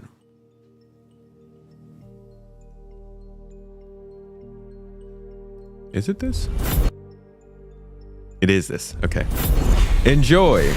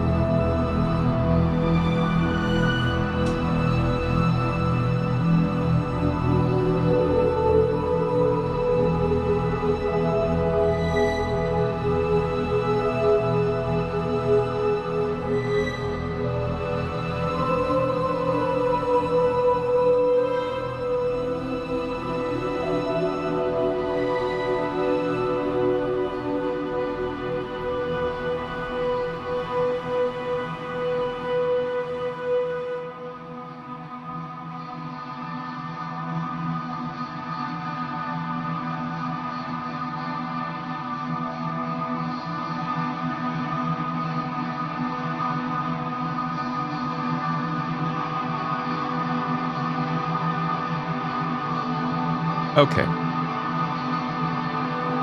As nice as that is, why don't we talk? Why don't we talk? So, a lot of questions about engineering. So I think we can talk about that. We can jump into that. But before that, let me answer some of these other questions. So, Jose, we are getting a lot of stutters around points of interest, definitely. Yeah. Most important ships for early wipe when base building is in. Most important ships for early wipe, like most important ships to get for base building? Honestly, a starter ship and an industry ship, I think, are the most important. What will repair gameplay look like? We'll talk about that here in a second when we talk about engineering.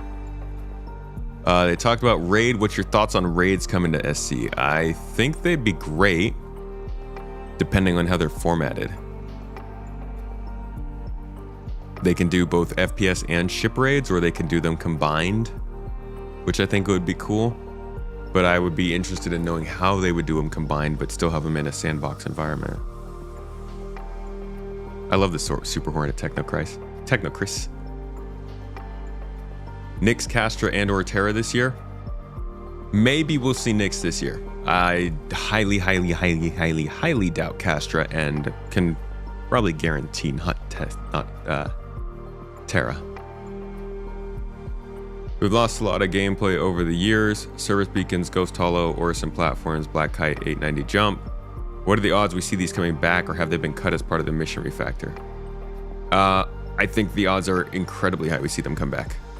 I think just about every single one of those things we're just missing because of glitches. In fact, I thought the 890 jump mission was still there, but maybe that dropped out with 4.0. Yeah, all those things are missing because of glitches. They will all come back.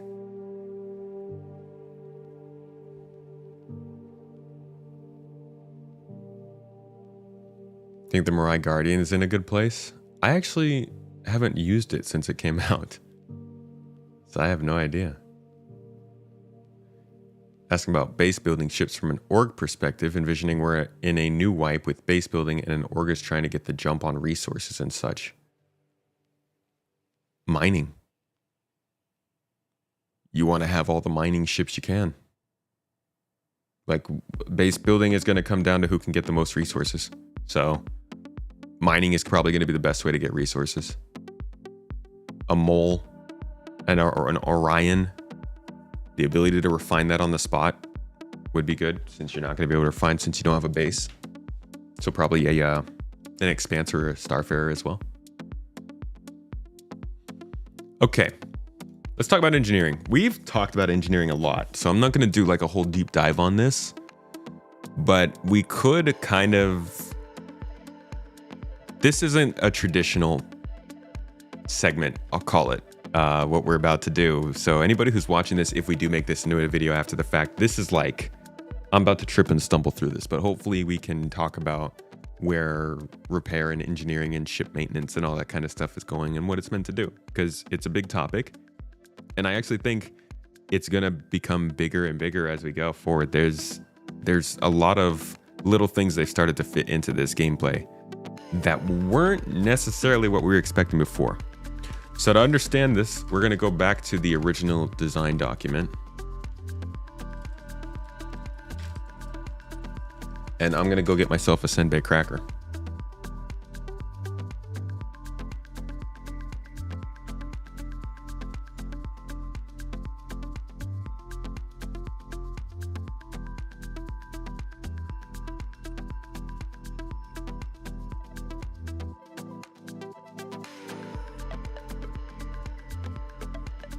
Hey, look, it's me.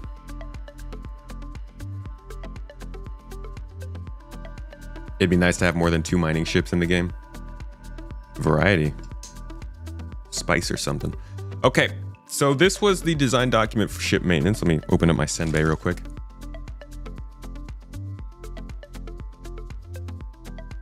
Senbei, I know you're out there. Not Senbei. Signusian, I know you're out there somewhere. Senbei, man. Senbei for fucking life. All right.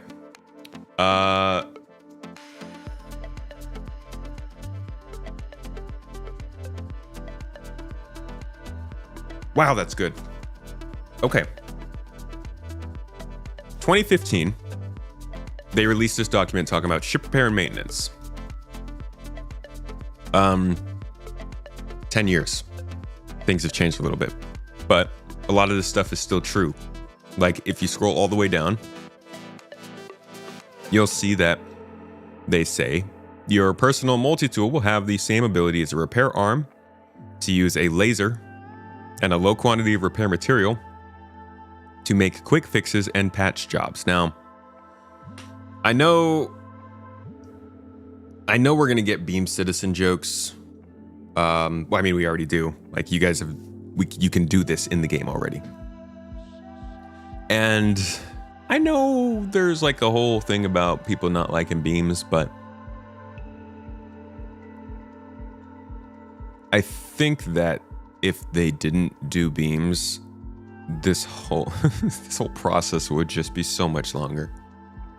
And part of what I like about the idea of using beams is that you can have the beams be taking a part of the gameplay. So in this repair segment, you're using a beam with your multi-tool to do quick patch jobs, but you're also, you know, creating the actual construction of the frame and figuring out the materials you need for that patch job. Like, it's not just that you're pressing a button to use a beam. It's like the medical gameplay, which is also not as deep as it should be, but you're not just pressing the button. There's also the complication of you have to know the drugs. Now, they have the auto mode, we can talk all about that, but there's this thought process, I think, that comes up where you hear that the beam is being used and you assume that the gameplay has to be simple because of that, but I think that they can use the beam to be a component of more complex gameplay. And it seems like that might be kind of what they're doing here. Because we have the beams, yes, we're doing these patch jobs. And we have the beams for charge and drain, but we're also having subcomponents. And these subcomponents go inside of other components. So now you also have to factor in the actual physical pulling in and out of components from these parts. Okay, well, this is now replacing and monitoring the performance of specific small pieces. This was also part of the original idea. When your ship takes damage, some of that damage will be transferred from the point of impact on the hull to the nearest system and weapon component. Those components then distribute that damage between itself and whatever subcomponents are attached inside. Your component being the relay, the subcomponent to that being the fuse, which I don't see down here. But on top of that, then we also have fires that can break out from these damages from this repair gameplay, that, or rather, requiring repair gameplay. So then you have, so the repair gameplay and the maintenance goes from just being a beam you point at something to raise some bar graph of health to a beam you point at something because you know what that something is and you went and got the correct material to point at it. And you also already put the fire out around it that won't damage it anymore. And then after you put that beam towards it, you're also pulling out the subcomponents and replacing them with something that does work. So it's not just a one-step process. And I think that makes the beam not as bad, I guess. Is that a saying? The beam's not as bad.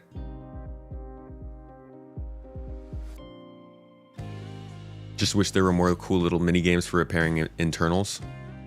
Agreed. I think we will get that. Like, we can see here that a lot of the repair is supposed to be based on assessing the damage that you're seeing, figuring out what specifically needs to be used, looking at the materials that you have on hand and what needs to be applied. I don't think it's going to be as detailed as what they're laying out here, but this does fall in line with what they're explaining with Maelstrom. So I think there's going to be some mini game type activities that you're doing during repair. It's just that right now we have just the multi-tool really to use in the SRT.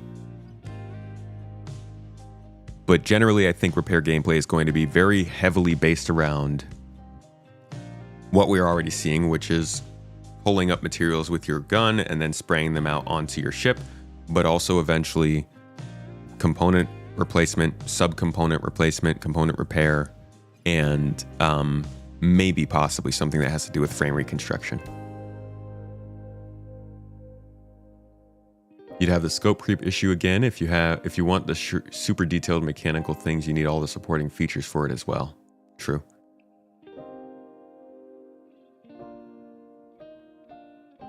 They could easily do a handheld tablet that shows an X-ray image of the internals and work with that minigame. What makes you think that would be easy? Is hull damage going to be purely aesthetic? Or is all damage will just go to the subsystem? No, the hull will be damaged. It won't be just aesthetic. The hull has has an armor rating to it.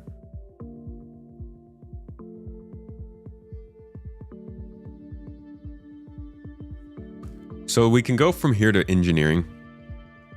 They didn't have one of these for engineering, at least not on these design panels. But the ship maintenance and repair kind of gets you halfway there. Actually, now that I think of it, there might be a really old document.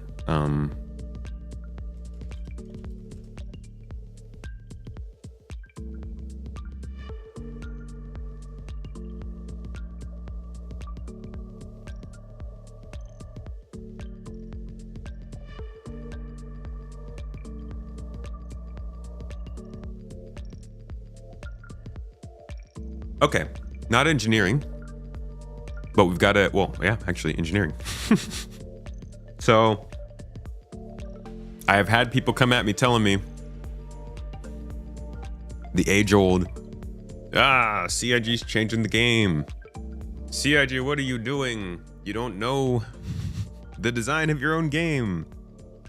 Why are you making all of these changes? My favorite, all of the sudden, when there's like a 10-year-old document, 12-year-old document explaining how they want ships to work.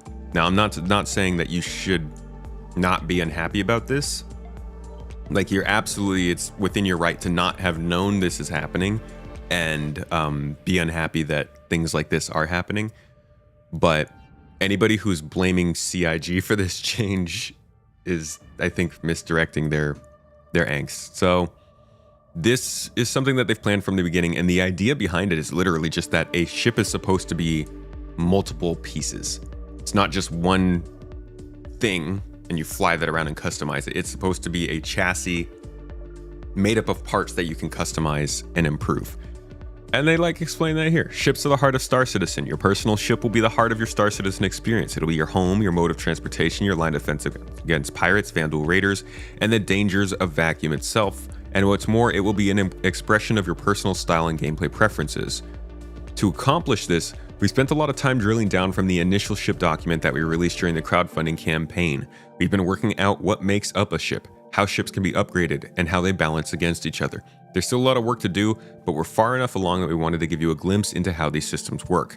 There's still a lot of work to do, they said 12 years ago. Yeah, the repair arm is an advanced 3D printer. All right, skipping all the fluff, let's go down here. Here's a look at some of the hard points and equipment that make up the ships in Star Citizen. You've got the hull, which is where you can mount additional armor for protection. We know armor. Power plant, which supplies the power. Avionics, which is the brain of the ship. The avionics calculate the advanced math required for the maneuvering thrusters, track and identify targets, and automatically route power and ensure functional life support. It is unique among systems in that it can also be upgraded with additional systems as ITTS, better turret AI, and a myriad of other options. So here are your AI blades. Big one. Avionics, you might see those around your ship sometimes. I think they also call it the computer. So if you see a computer component, I believe that's the same as avionics. But this is what's going to be our AI blades that allow us to get turret AI, and I don't know, other things, maybe. Would be cool if we could design our own ship, but I imagine that'd be a nightmare to include. That'd be freaking wild. The game would be so wild. Afterburners, also known as boost now, gives a significant boost to thrust at the cost of expelling fuel inefficiently. Shield generators protecting the shield, intake scooping up hydrogen fuel, fuel tank holding your hydrogen fuel, maneuvering thrusters moving you around, main thrusters moving you around, miscellaneous. These are your weapon batteries to assist with the recharge function of energy weapons, ammo racks to store more ballistic ammunition, cooling systems to purge heat load, devices to hide your cargo, and the list goes on. And you got your weapons. So, components as of 12 years ago, obviously things can change, but you get the idea. Resource management. So this is like, you guys, we recognize all this. This is the basis of engineering. We're not talking about stars. We're looking at the space your ship has for upgrades. In this sense, space comes in two flavors. First, the ship must have appropriate hard points on an item, and second, the hard point must have the capacity for the item.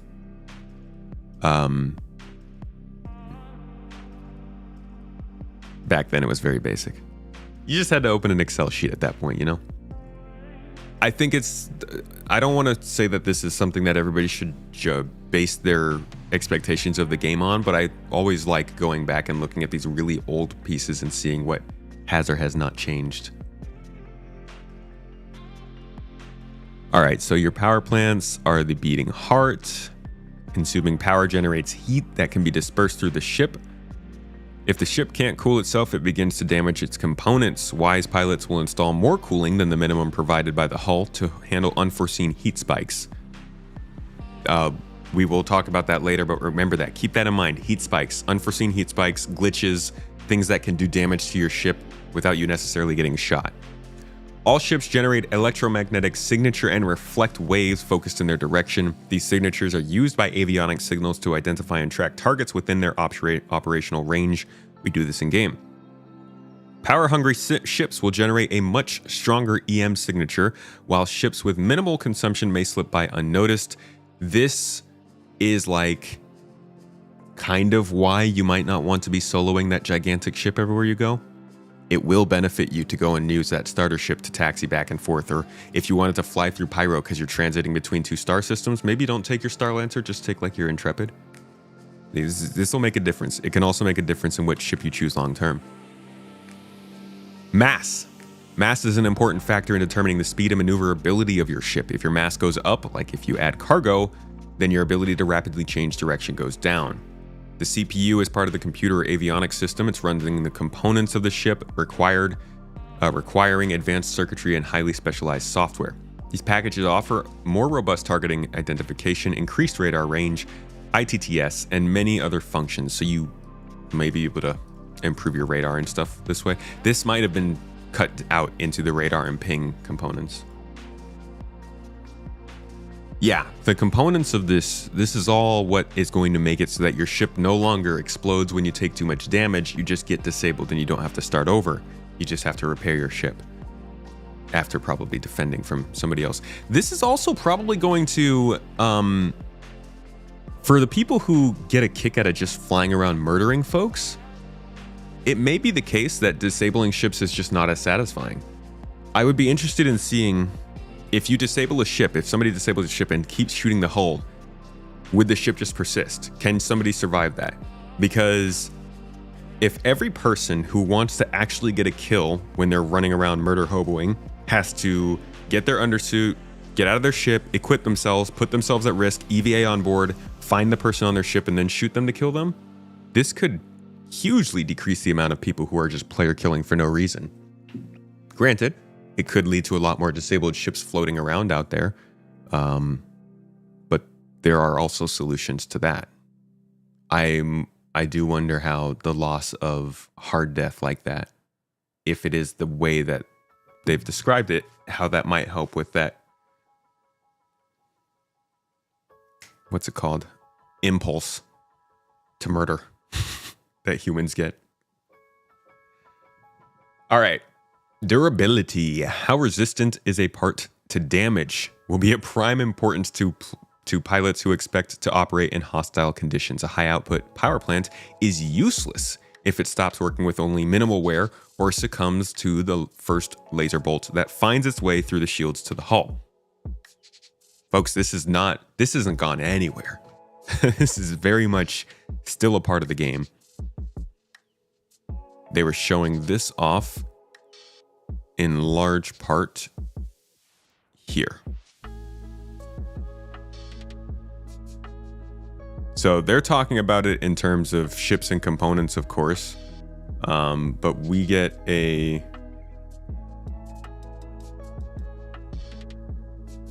look at this wear and tear system at CitizenCon 2023 here. Which is your you weapon can see how things don't work if you let them get too bad. Gemini pistol in the little window and a worn one in the big window. And you can see the visual effects. It's belching out smoke here because it's very worn, right? It's telling you, you know, it's time to get this one changed. And you should be able to hear the audio as well. It's get growlier. Okay, on to some consequences. So this is part of the wear and tear system that's supposed to affect basically all of the things that we're using in the game. And that's the idea behind durability. So when I find this really interesting is that when you look at your component ranges, we obviously are all looking for like the high grade military components, right? But let's say you're looking for very high performance components, something that's going to get you the absolute best performance whenever you need it. That might do well when you're racing or doing stuff like that. But if you're just long hauling trucking all the time, it might not be durable enough for that. For that, you might want to get an industrial grade component. But the industrial grade component maybe doesn't give you the fastest speed, you know? This idea of components being the sort of deciding factors of ship performance could make ship customization a lot more interesting, could make progression more interesting. It could give us a lot more loot to actually be looking out for out of these components and stuff like that. Overall, the idea of wear and tear, which is a clear money sink and a progression gate, could really help make this game feel like there's more progression in it. Guy that taught you to play video games said what you've done because you love to get the kill. What have I done? Oh, because you're a killer in game.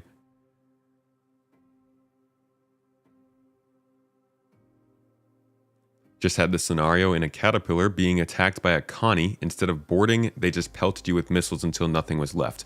I think forcing pirates to board to do what they want to do is going to help with that, among other things. It's not going to solve everything. Is that a technical term on how to measure wear and tear? Growler? Yes. It's growler broken. Okay, cost and availability. Every part in the game has a cost and credits that must be paid to purchase, but just having the money isn't enough. Not all parts are available everywhere. We know this well already.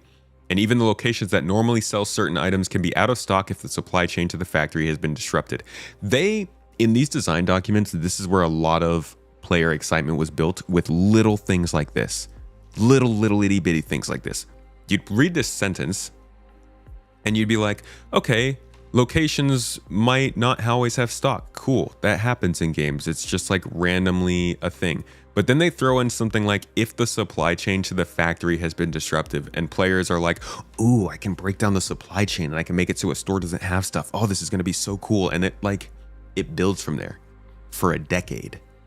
And expectations and like ideas and features and scope just gets so crazy when you say little things like that, I think. And that's part of why Star Citizen is a little bit all over the place. But if they just want to kill, there's no reason to board. But there would be my hope. They don't get the kill because the ship doesn't blow up anymore. Performance tuning. Tinking with your ship is a huge interest to many people. We see this in the real world. PC overclocking. So this is, I think, where we start to get into engineering. Performance tuning is the part of engineering they haven't really talked about yet. People just like knowing that they've squeezed every last drop of performance out of their gear. We know you'll want to push your ship to the limit. So we are including systems to let you try. Parts are manufactured within tolerances, and while every part that rolls off the line will function precisely to its rated value, its true capability can be discovered by players willing to risk the consequences of failure. What you're doing is overclocking your weapons and modules. So it's just overclocking. But the interesting thing about this, which they again, don't really talk about too much is that if you go back to the engineer design brief, it allows, and then you listen to the different jobs that everybody is supposed to have when you're being an engineer, they talk up, listen to this. The tuner to be base resource consumptions,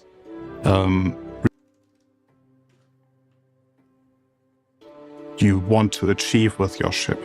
So if you want to go exploring, you ask the tuner to bring the items into a state that they are less prone to wear and tear, that they sustain longer, that they can or are more energy efficient or resource efficient. The tuner defines item groups, base resource consumptions, responsibilities or roles on your ship, as well as setting new min and max performances for all the ship items you have.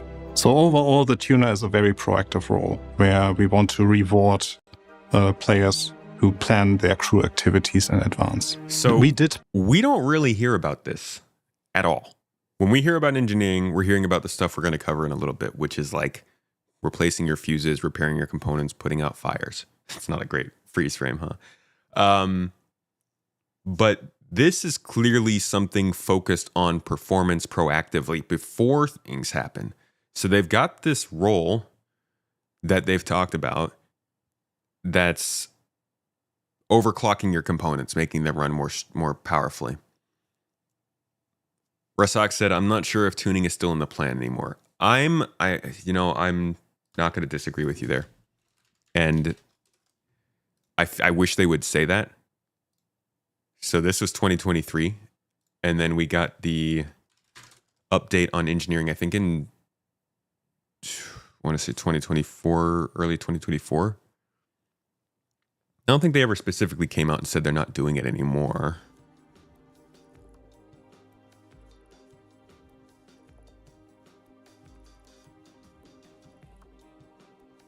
So yeah, it was till 2023 they were saying this stuff. Fault balancing.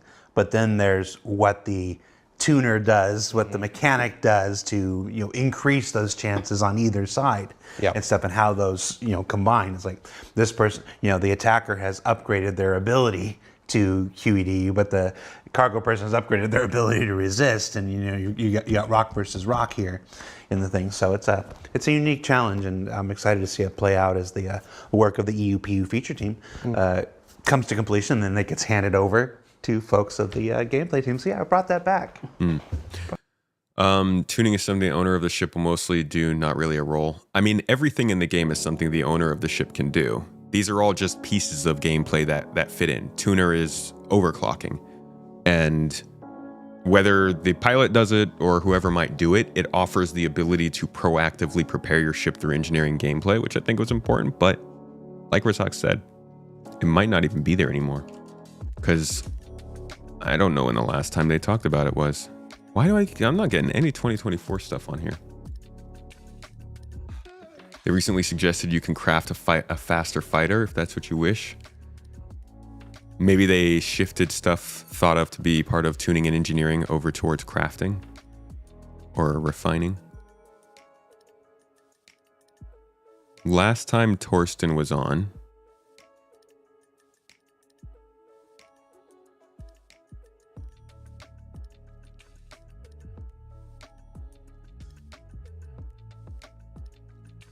it's been a while.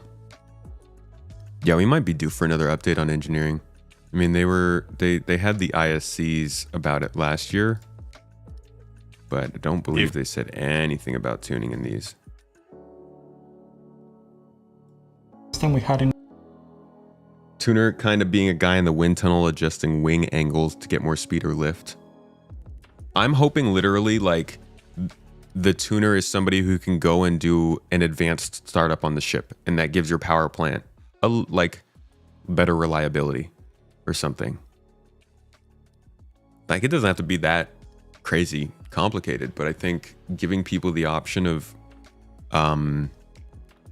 preparing their ship to run better in the mission that they're going to run would be a nice piece of gameplay. Either way, that's the performance tuning. We've still got the item quality, what we've kind of talked about, which is that wear and tear and the idea that things will break down over time. That's what this video is about. We'll watch that in a second. Testing your equipment, legality. What is this? Many of the best ship parts are strictly limited to citizens of the UEE, and others are completely forbidden. Pilots who choose to flout the rules in UEE space will be fined, have their contraband confiscated, or possibly be engaged by the advocacy. Huh. Some ship parts are limited to citizens of the UEE. Okay. Pipes. Pipes is what, this is the resource network. They just renamed it from pipes. So this is what makes everything able to connect all of your stuff together. Your power, your heat, even data is supposed to be in a pipe. So data transferring, that's why you're basically, anything that you hack in a ship is meant to work with this system. So you hack into a ship, you should be able to control like life support and power and avionics and data and stuff like that to some extent. But the way that this reads out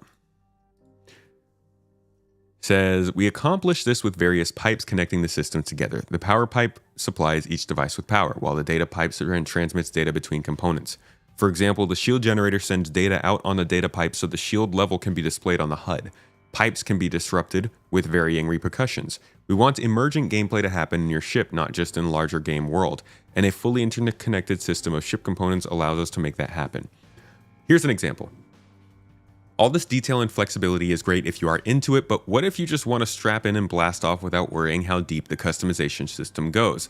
No problem, they say. Customization will allow you to specialize your ship, but you'll still be able to enjoy the game without tweaking all the nuts and bolts. Not everyone geeks out on the specifics. Some just want to have fun blasting aliens and pirates from the cockpits of their space fighters.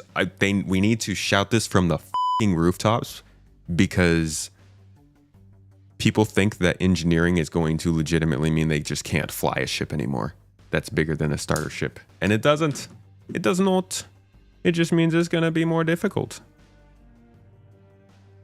They even say, we're definitely catering to that playstyle too.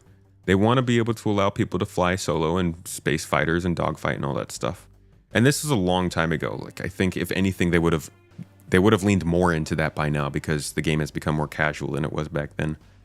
We're very excited about the direction of the ship upgrade system, and this is just the tip of the iceberg. Stay tuned over the coming months for more details.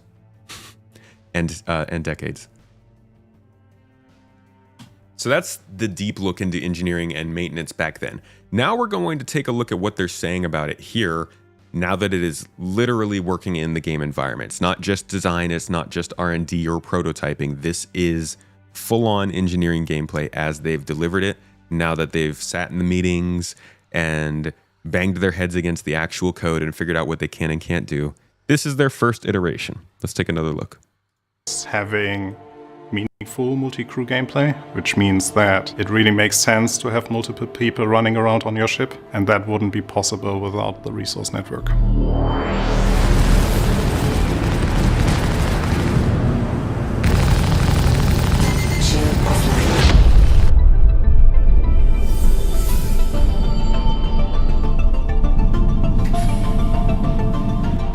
So we say that the resource network is a system that allows all the items and components that are part of the ship to talk to each other. Every ground vehicle, every base, everything that runs in Star Citizen with resources. Fundamentally, resource network is a replacement for the pipe system we had in the past that you may have heard about. Which was a similar system, basically doing most of what we are doing right now with the resource network, but in a way that was not as scalable as what we intend to do. Landing complete. So right now we just have one type of hydrogen fuel, but if we want to extend that in the future to having like multiple types that have some specific benefits on the thrusters, it's very easy now to add that resource. It's just a data setup. So resource network is the underlying technology for the system to work, and engineering is the gameplay we intend to have on top of this technology so that players may experience it. Your ship flies because, you know, the thrusters get fueled, the power Something that's actually pretty fun to remember during this, and we've seen this with like the handyman missions coming in, is that all of the stuff they talk about here will apply to space stations and outposts as well. So this is not just a spaceship focused change. This is a new segment of gameplay for Star Citizen across the board. And I think it's introducing a new currency as well in fuses. Those are going to be incredibly valuable and useful, and people are going to want them a lot. So, well, maybe not valuable, but like abundant. So I think that this engineering change goes far beyond just multi-crew gameplay on ships, and this is very much a full game change going forward. Output power that the weapons and the sails and also the thrusters use. Engineering is all about both maximizing the use you get out of the resource network, and also 12 wing, I smoke weed, dude. Getting the resource network itself going so that you're not dead in the water. It's all things that players will be able to interact with. They will have to dedicate roles in their ships so that crew members are assigned to fixing those issues, and they can encounter more dynamic situations that will not happen in the previous systems. The goal right now is to have all the components on the ship being physicalized. That means that the things that will take damage will be the components. That then means that those components are reasons to the failure of your ship. We have the power plants, which generate the energy that your ship consumes. You have the shield generators, which take in some of that energy to convert it to shield power. You have a radar system that allows you to...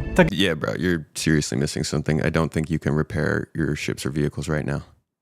The signatures of ships so we can move on. You have coolers that generate a coolant resource. Hot tip, I just learned from, I think it was Red's Resort, the coolers don't do anything, so you can just take them out of your ship right now. It is all the weapons that you have, it's the quantum drive, but there are also new components that will be added to the mix, and that is the relay with its fuses. Then there's the life support generator.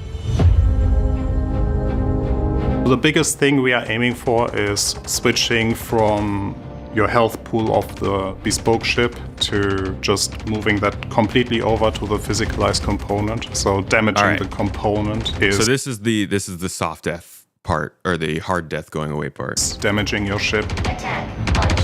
I think this is the part where the biggest change for the players happen, because there the gameplay of repair comes in, and then you can revitalize your ship. So you can actually use your formerly dead in the water ship after exchanging or repairing the components. So that is going to be the absolute key. And I think maybe you misread what I said in chat. I'm not sure. But the idea is that you will essentially be able to repair your ship. You won't have to go back to a space station, which is, I think, freaking phenomenal. A lot of people see this change as something that's going to cause more work and trouble for you as a player, but this is actually going to give us the ability to do the small repairs that we would need to do if we were out running bounties or doing mercenary missions or something, and then didn't want to go back to a space station to do that. I think it's a really crucial change that gives more power to the players to stop having to depend on game services that might not even work, because sometimes the space stations don't even repair your ship when you press the button. Well, we mentioned one of the new components, which is the life support generator. So let's talk about life support. The life support does all the tasks necessary to maintain the life support inside a ship. So it's the temperature, it's the atmosphere composition, it's the pressure inside the room. Your main responsibility is making sure that there's always enough life support resource produced to maintain a healthy atmosphere in the ship. So making sure that all the CO2 that you breathe out... Wait. Sorry, y'all. I've got to do it. I've got that sound. Oh, Star Citizen. What is actually converted into O2 again.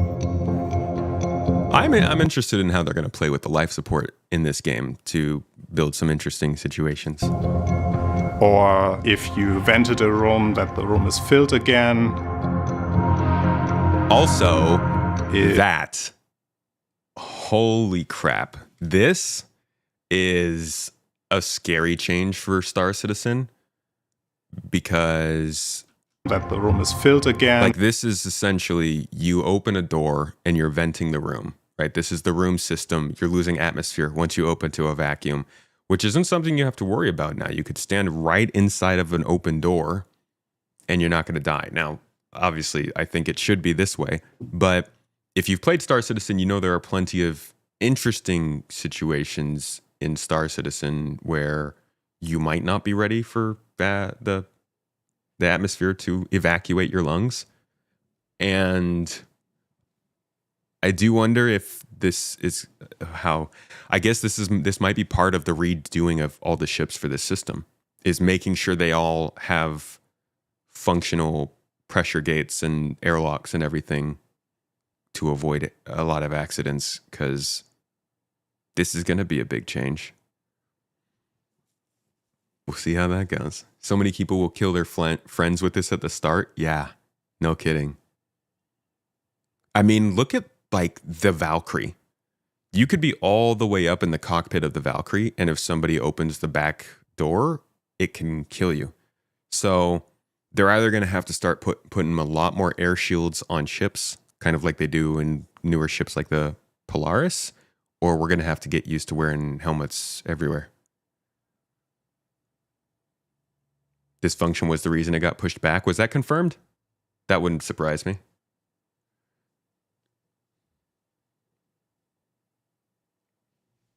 Valk has a door going up to the cockpit. Okay. But you could be like in the front hallway of the Valkyrie. Basically anywhere but the cockpit in the Valkyrie, and the jump seats are going to be vented when you open the back ramp, right? Why would you ever take off the helmet? You know what? It's a good question, especially for someone like myself.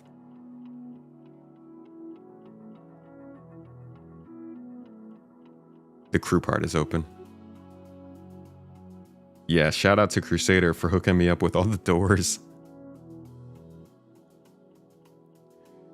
Yeah, I mean, we're used to wearing helmets everywhere. That does help, but I definitely take mine off every once in a while.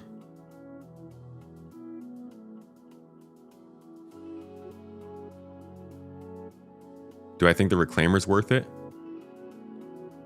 If you play in groups a lot, yeah. People still take it off and dial the time it's to. It's true. Engineering V.1.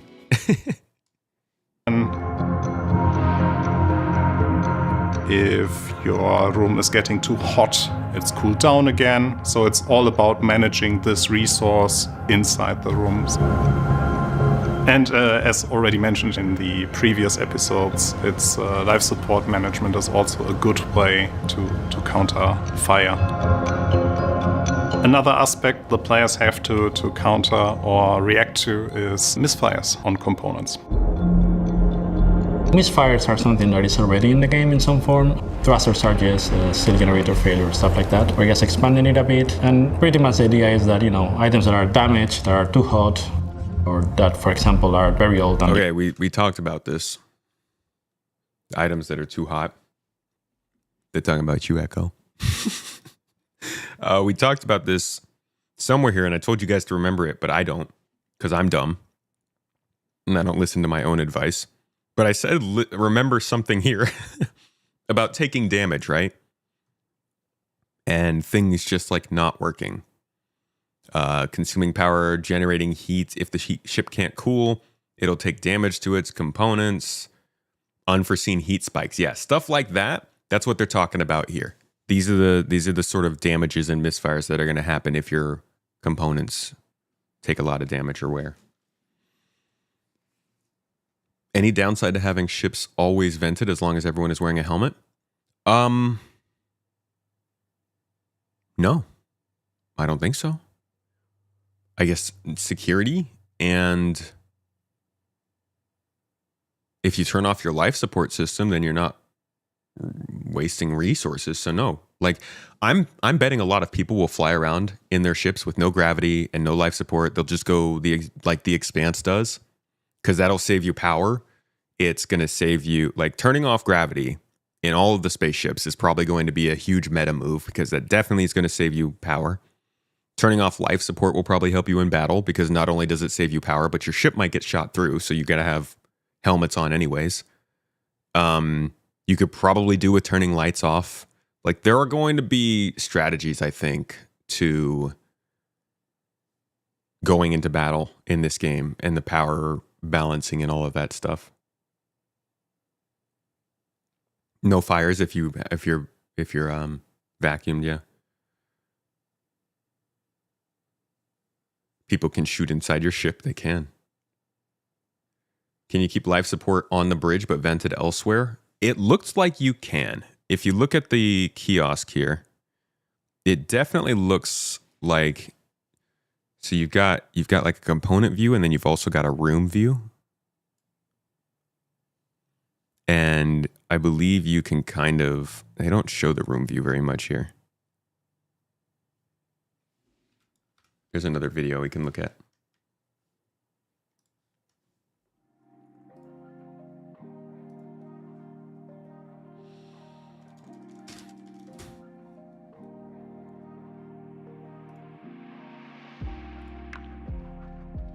Tip. So you can see here Actually, that you've got, this is an older UI, so it's not looking as good, but yeah, you can see that you've got the room system here. You can control all of your doors. They're showing you your life support system up here. The scrubbers are on. I don't know if you have life support control for the whole place, or if you can customize it by room. But you can scroll around and you can look at every room on your ship. Open any door, turn on or off any component. It's actually a really cool system. Like, this is this, in my opinion, is unmatched from this perspective. I know there are games like FTL that are really good at stuff like this, but in the first person perspective, this is going to be a really novel experience. I hope. I think. I don't. Maybe Space Engineers does this. I don't actually know. I feel like you remember them saying life support was tied to cooling, so rooms could get higher ambient temperature and overheat components faster. Yes. Life support controls the temperature. Yeah. Hail, Darion.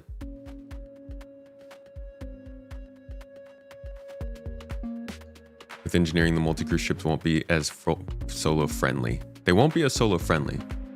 You can do it. Space Station 13 gameplay. Haven't seen Space Station 13 game, movie, show. So yeah, don't know how it's gonna work, but as far as on a by room basis, kind of a look at it there. Now just take that and apply it to the new UI that they're showing us, which in my opinion is much cleaner than what it used to be. And you can probably tell it's gonna be pretty decent, although I'm surprised at how little they've still shown us of this system, even though it technically is supposed to already be in our hands.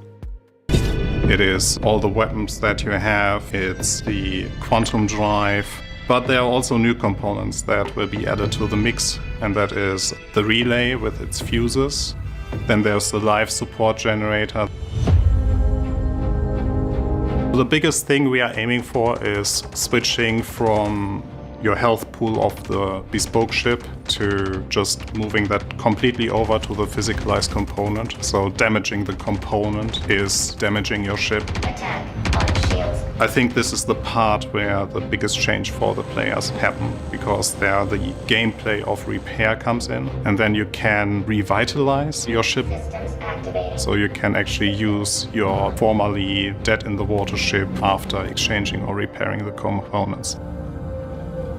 So we mentioned one of the new components, which is the life support generator. So let's talk about life support.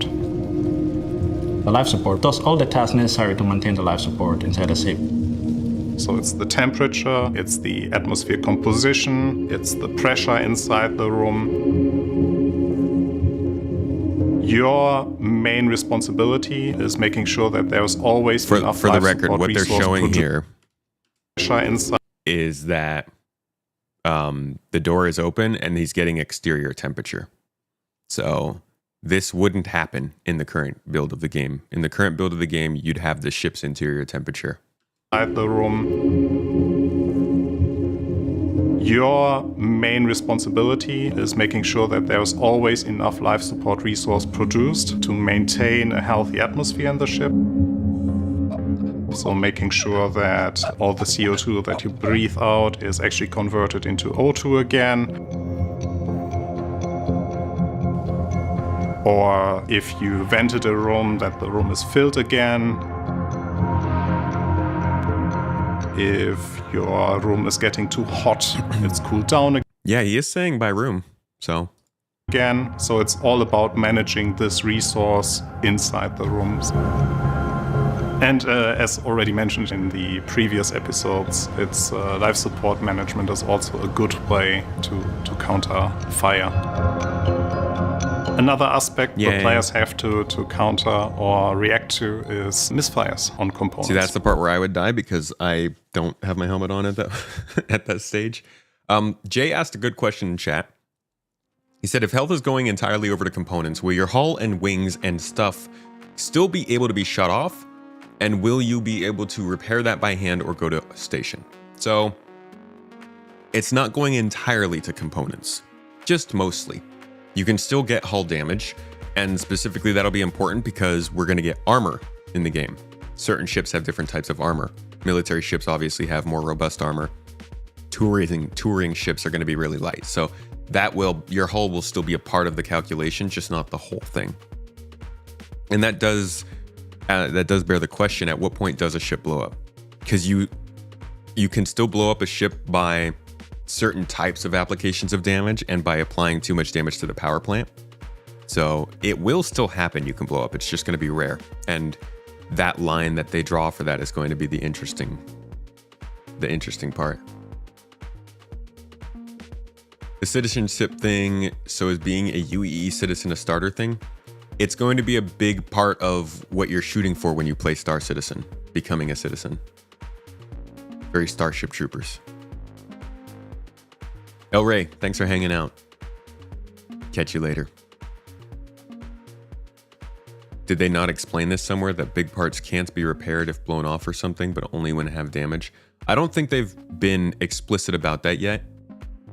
I'm still hoping that we can rebuild actual frame of the ship from the more hardcore repair gameplay. Or at the very least, drones can do that. But they haven't really talked about that yet. Just the outer hull and component repair. Hey, no problem on the answer.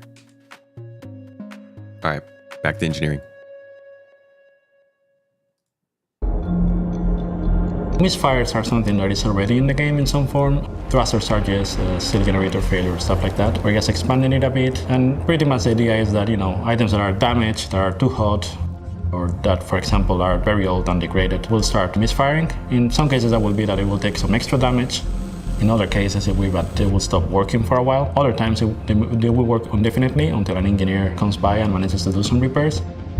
And some of the worst cases would be starting a fire, or in the case of, for example, power plants, engaging in a critical reactor failure and taking the ship with them.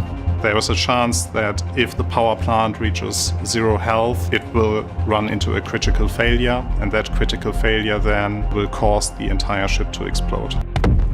Yikes. It will give the player the time frame to react to that. So either by removing the component and throwing it out of the door and preventing your ship to explode, or even countering it by repairing the component and bringing it up to life again. So technically, okay, let me have some fun here. Technically, me and my friends could be battling somebody on a planet, and we take so much damage that we got to go and truck the power plant out the back. And because of that, our ship crashes down to the ground. Now we're stranded on a planet, just the 4 of us. We're like 2 systems away from our nearest friend. So we pull out the little base building thing in the back of the Corsair, and we start building up a small outpost slowly we get to the point where we have a crafter and we can gather resources from nearby places and then build another power plant, throw it in the Corsair, and fly away having saved ourselves. Like, that should be technically possible, right? That would be a thing. Because if not, I need that to be a thing. Please. Extra, please. What kind of propulsion does SC use? Burning hydrogen fuel? Plasma propulsion? Certainly not LOX. Did I get quiet? Did I turn down my mic? That'd be 2 weeks later. So we spend 2 weeks on the planet? So you want to go back to playing No Man's Sky? Yes, but with friends.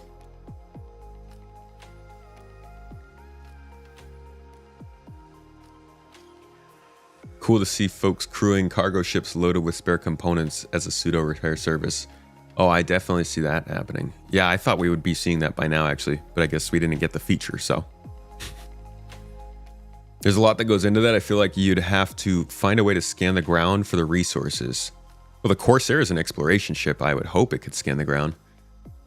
But also maybe you could just scan like for ground minables in local caves or something. Unless even the worst component needs some rare resource. Yeah, maybe you land somewhere where the resource is not.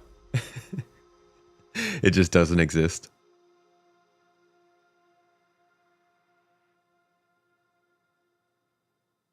I hope that happens. I hope we can do that. What's the point of having that freaking escape pod craft thing on the Ironclad if you can't? For the initial release, we have a limited amount of misfires, but we are preparing the system, or we did prepare the system to scale well for the future, so we can introduce multiple misfires, and that leads us to damage penetration.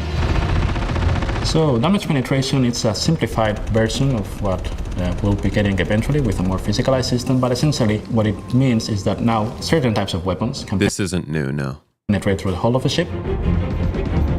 This is a function of the weapon itself, its penetration values, and also of the armor of the ship, which can be depleted over time.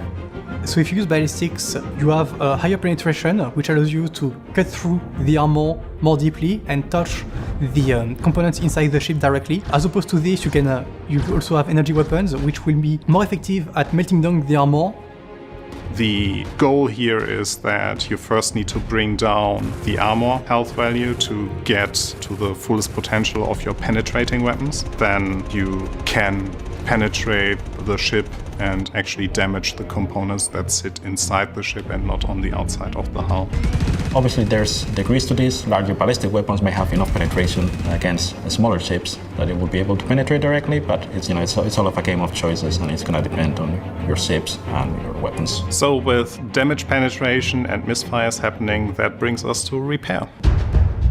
And the whole freaking reason we got into this entire video, because people asked about repair. Overall, though, I think these changes are big changes. Engineering is a huge change to this game. It's going to be interesting to see how the discussion around the game changes with it, because as you know, like, we're all looking at this right now, but the majority of people are going to get caught off guard by this. At least when it starts dropping into PTU and they start seeing the new gameplay and videos, people are going to get caught off guard by this, and I'm wondering how it will be taken. Because there's positives and negatives to this gameplay for any, like, depending on how you look at it, but generally it's the negatives that get highlighted more. Take down ships, soften and crack the armor, then poke the innards. That's what it sounds like. You know, it's generally how you catch your average deer in the wild hunting. I don't know. Just watch. As your fight progresses and components take damage in your ship, it becomes the duty of some of your crew members to first investigate what are the issues caused by battle damage and go there to physically replace the parts in your ship. So you have your multi-tool, so you have the salvage and repair, and the repair part of it also affects now ship components, precisely like what you see in the Arena Commander mode. you will be able to repair items that were fully destroyed.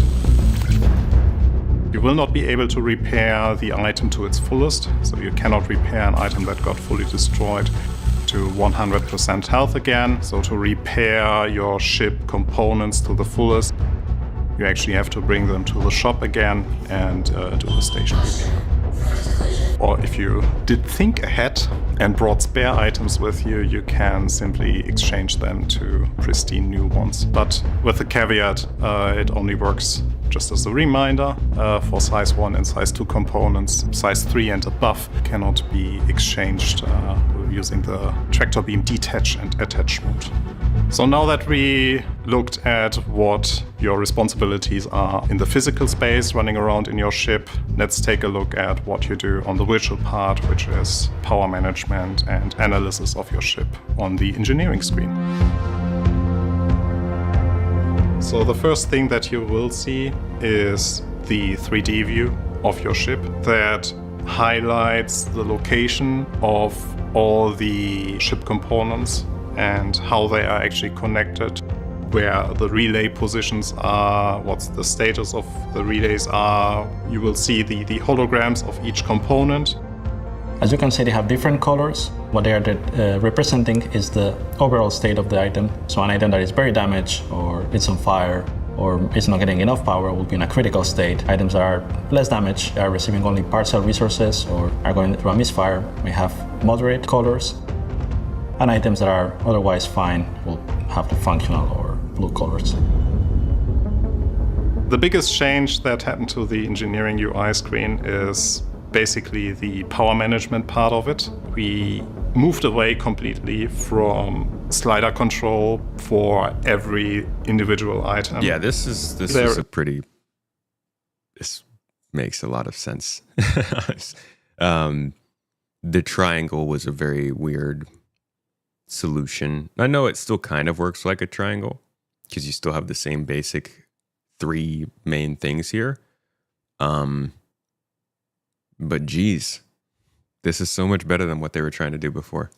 Is indicator now for fuel. This is not relevant for the initial release, but it will be relevant for the future. Next to it, you see the power plant. The power plant segments gives you an idea of how many power segments you can distribute to the ship items. And on the right of each of the power bars, you can generally see the temperature bar. If it goes into overheating, the item will stop both consuming or producing, and it will be completely inoperable until it cools down again. So that means that assigning power to your coolers in advance is probably a good idea if you're going into a fight. All the items on your ship generate heat, so this is where you can see the amount of heat that each item has accumulated, and you can see the amount of coolant that you are producing and whether or not you are also running a deficit. So what you want to do is put as much power as you can into the coolers until your items do not overheat, but do not assign more resources than necessary because you are running a limited pool of resources. The same applies to the life support generators. So you have to make sure that you produce enough life support resource that the demand is fulfilled in your ship. If your demand isn't fulfilled, it will cause some failures. There's also a notifications panel. Here the main warnings about the state of the ship will be displayed. If an item, as long as it doesn't show me Discord messages, is damaged, doesn't get enough power, or is misfiring, it will create a warning. You will be able to see it as a notification. Take a look at it, go to the item, or just remove it.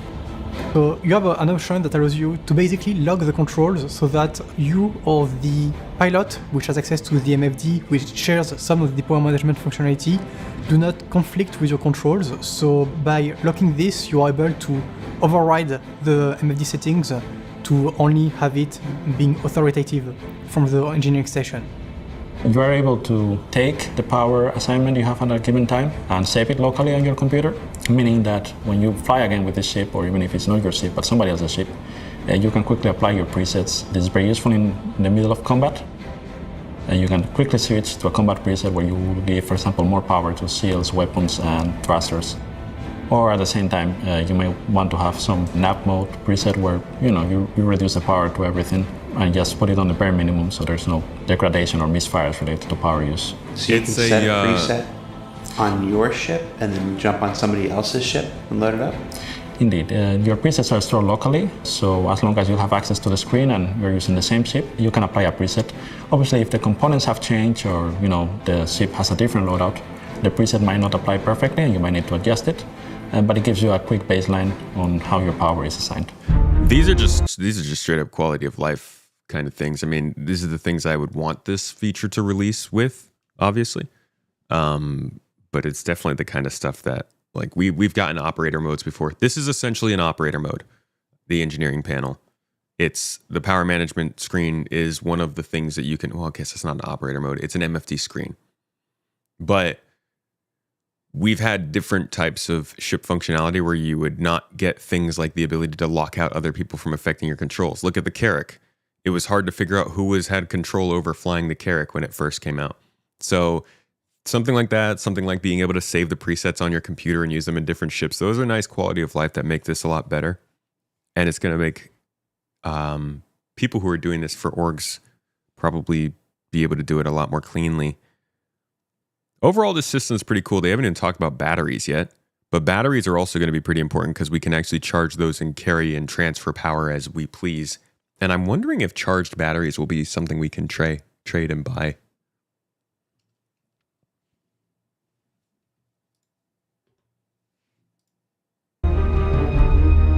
We hope that with these changes, players will have more varied opportunities to experience the game.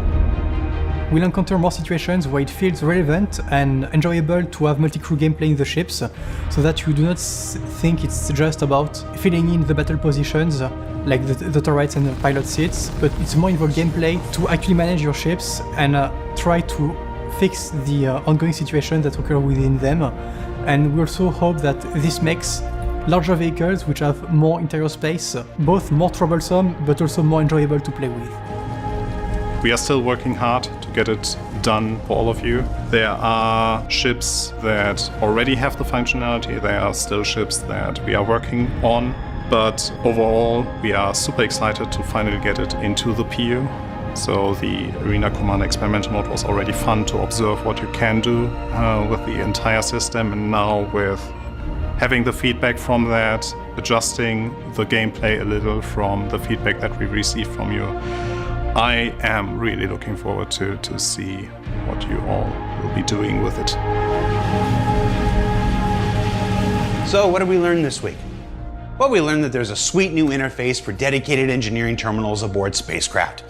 Engineering terminals. Okay, so that was mostly it. There's some other stuff you can learn, but that really gave you the gist of what engineering and ship maintenance is. This is the next big change coming to Star Citizen. I believe. I think this will be the next big feature update. It was supposed to be in 4.0, but it wasn't. It's shown up in like weird partial ways, like fuses are in the game, and some of the repair stuff is in the game, and you can move components around, and there's power management, but the interconnectivity isn't there, life support isn't there, and like you could tell there's still things that need to be added for this system to exist. So it's like halfway there, but it's a big one. They've been talking about it for 12 years. They've been working on it for 5, 6, and we've been seeing it for almost 2. Not really sure when it's coming, but it could be April or March. Either way, I think it'll be a big change. And if you do want to try this out right now, you can. It exists in Arena Commander. You can try engineering. It's just a niche application. You're doing a C1 or an M2 or a C2 or something, and you have to have friends. But I would advise everybody give it a try if you want to see how it's going to affect ships. Baltzen, thank you for gifting out 5 members. Wait, Baltzen times 2? Baltzen's leading Toads gang times 2 today. Can't even see it. There it is. Thank you, man. How will attacking integrate into this regarding door control and system disabling? Oh, hacking. Well, they've said that hacking will allow you to control the life support in the doors.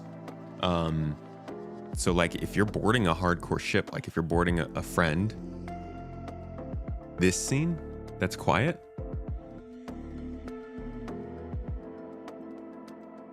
Nothing should change from the other scenes to this one. That doesn't make any sense. Unless everything is quiet. Is everything quiet on this scene?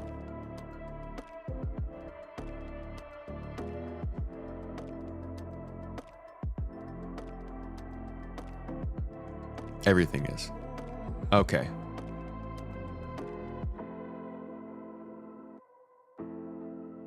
That's weird. There is no reason for that to be the case, but let's see.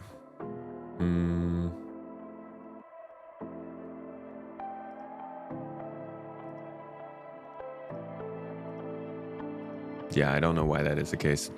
I guess we'll just stay away from that scene. Okay. Music is okay, voice is okay? I don't know. That's weird.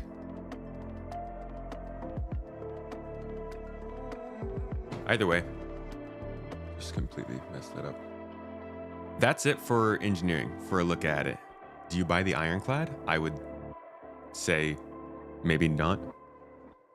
It's the same in this scene. Okay. I would say maybe not the ironclad. Wait to see it in game. No, PTU is not the new live. There's no progression in PTU. If you want to progress, stay in 4.0 preview. But yeah, like I was saying, hacking will definitely fall into this. You'll be able to hack doors open probably on more serious ships. You'll need to in order to get on, unless you have charges that you could blow the doors open with. But hacking will likely be the way to go for that kind of stuff.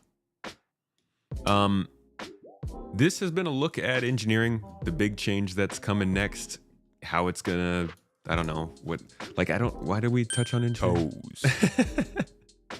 We've gone over basically what makes a ship now and what to look forward to 4.1 and beyond, hopefully, when engineering gets put into the game. Olmec, thank you for the sub, getting us finished off here. Thank you everybody for coming and listening to this. I hope this was informative in some way. I feel like we've done this a few times with engineering, but it's nice to have a little review. It's coming up soon and it's the new year, so why not? Repair gameplay got us here? Okay, well there you go, folks. Hopefully that answers your questions about repair gameplay and how it factors into engineering and where the heck all of that is even going. Besides that, I will be back with you all tomorrow for some org gameplay. We'll be taking over another Pyro outpost, so if you guys want to join us and you are in GII, keep an eye out for that posted over on the Discord. Go ahead and RSVP to that. Or keep an eye out. If it's not up yet, just keep in mind it'll be like this time, but 3 hours earlier tomorrow. If you want to join us, we're happy to have you. If not, I'll see you again on Monday where we will have some kind of talking stream about something. Who knows what. And it's up? Okay, good. And then we'll be back to regular things again next week. Next video coming out, we'll probably be looking at the Daymar Rally or upcoming ships, whichever it is. The other one will come to follow that. And that's it for me, folks. Thanks again for being here today. Saw you at Jump View stream, coming in late. Oh, yeah, Star Jumps ended right as I was getting in there. Funny how that works. Alrighty, folks.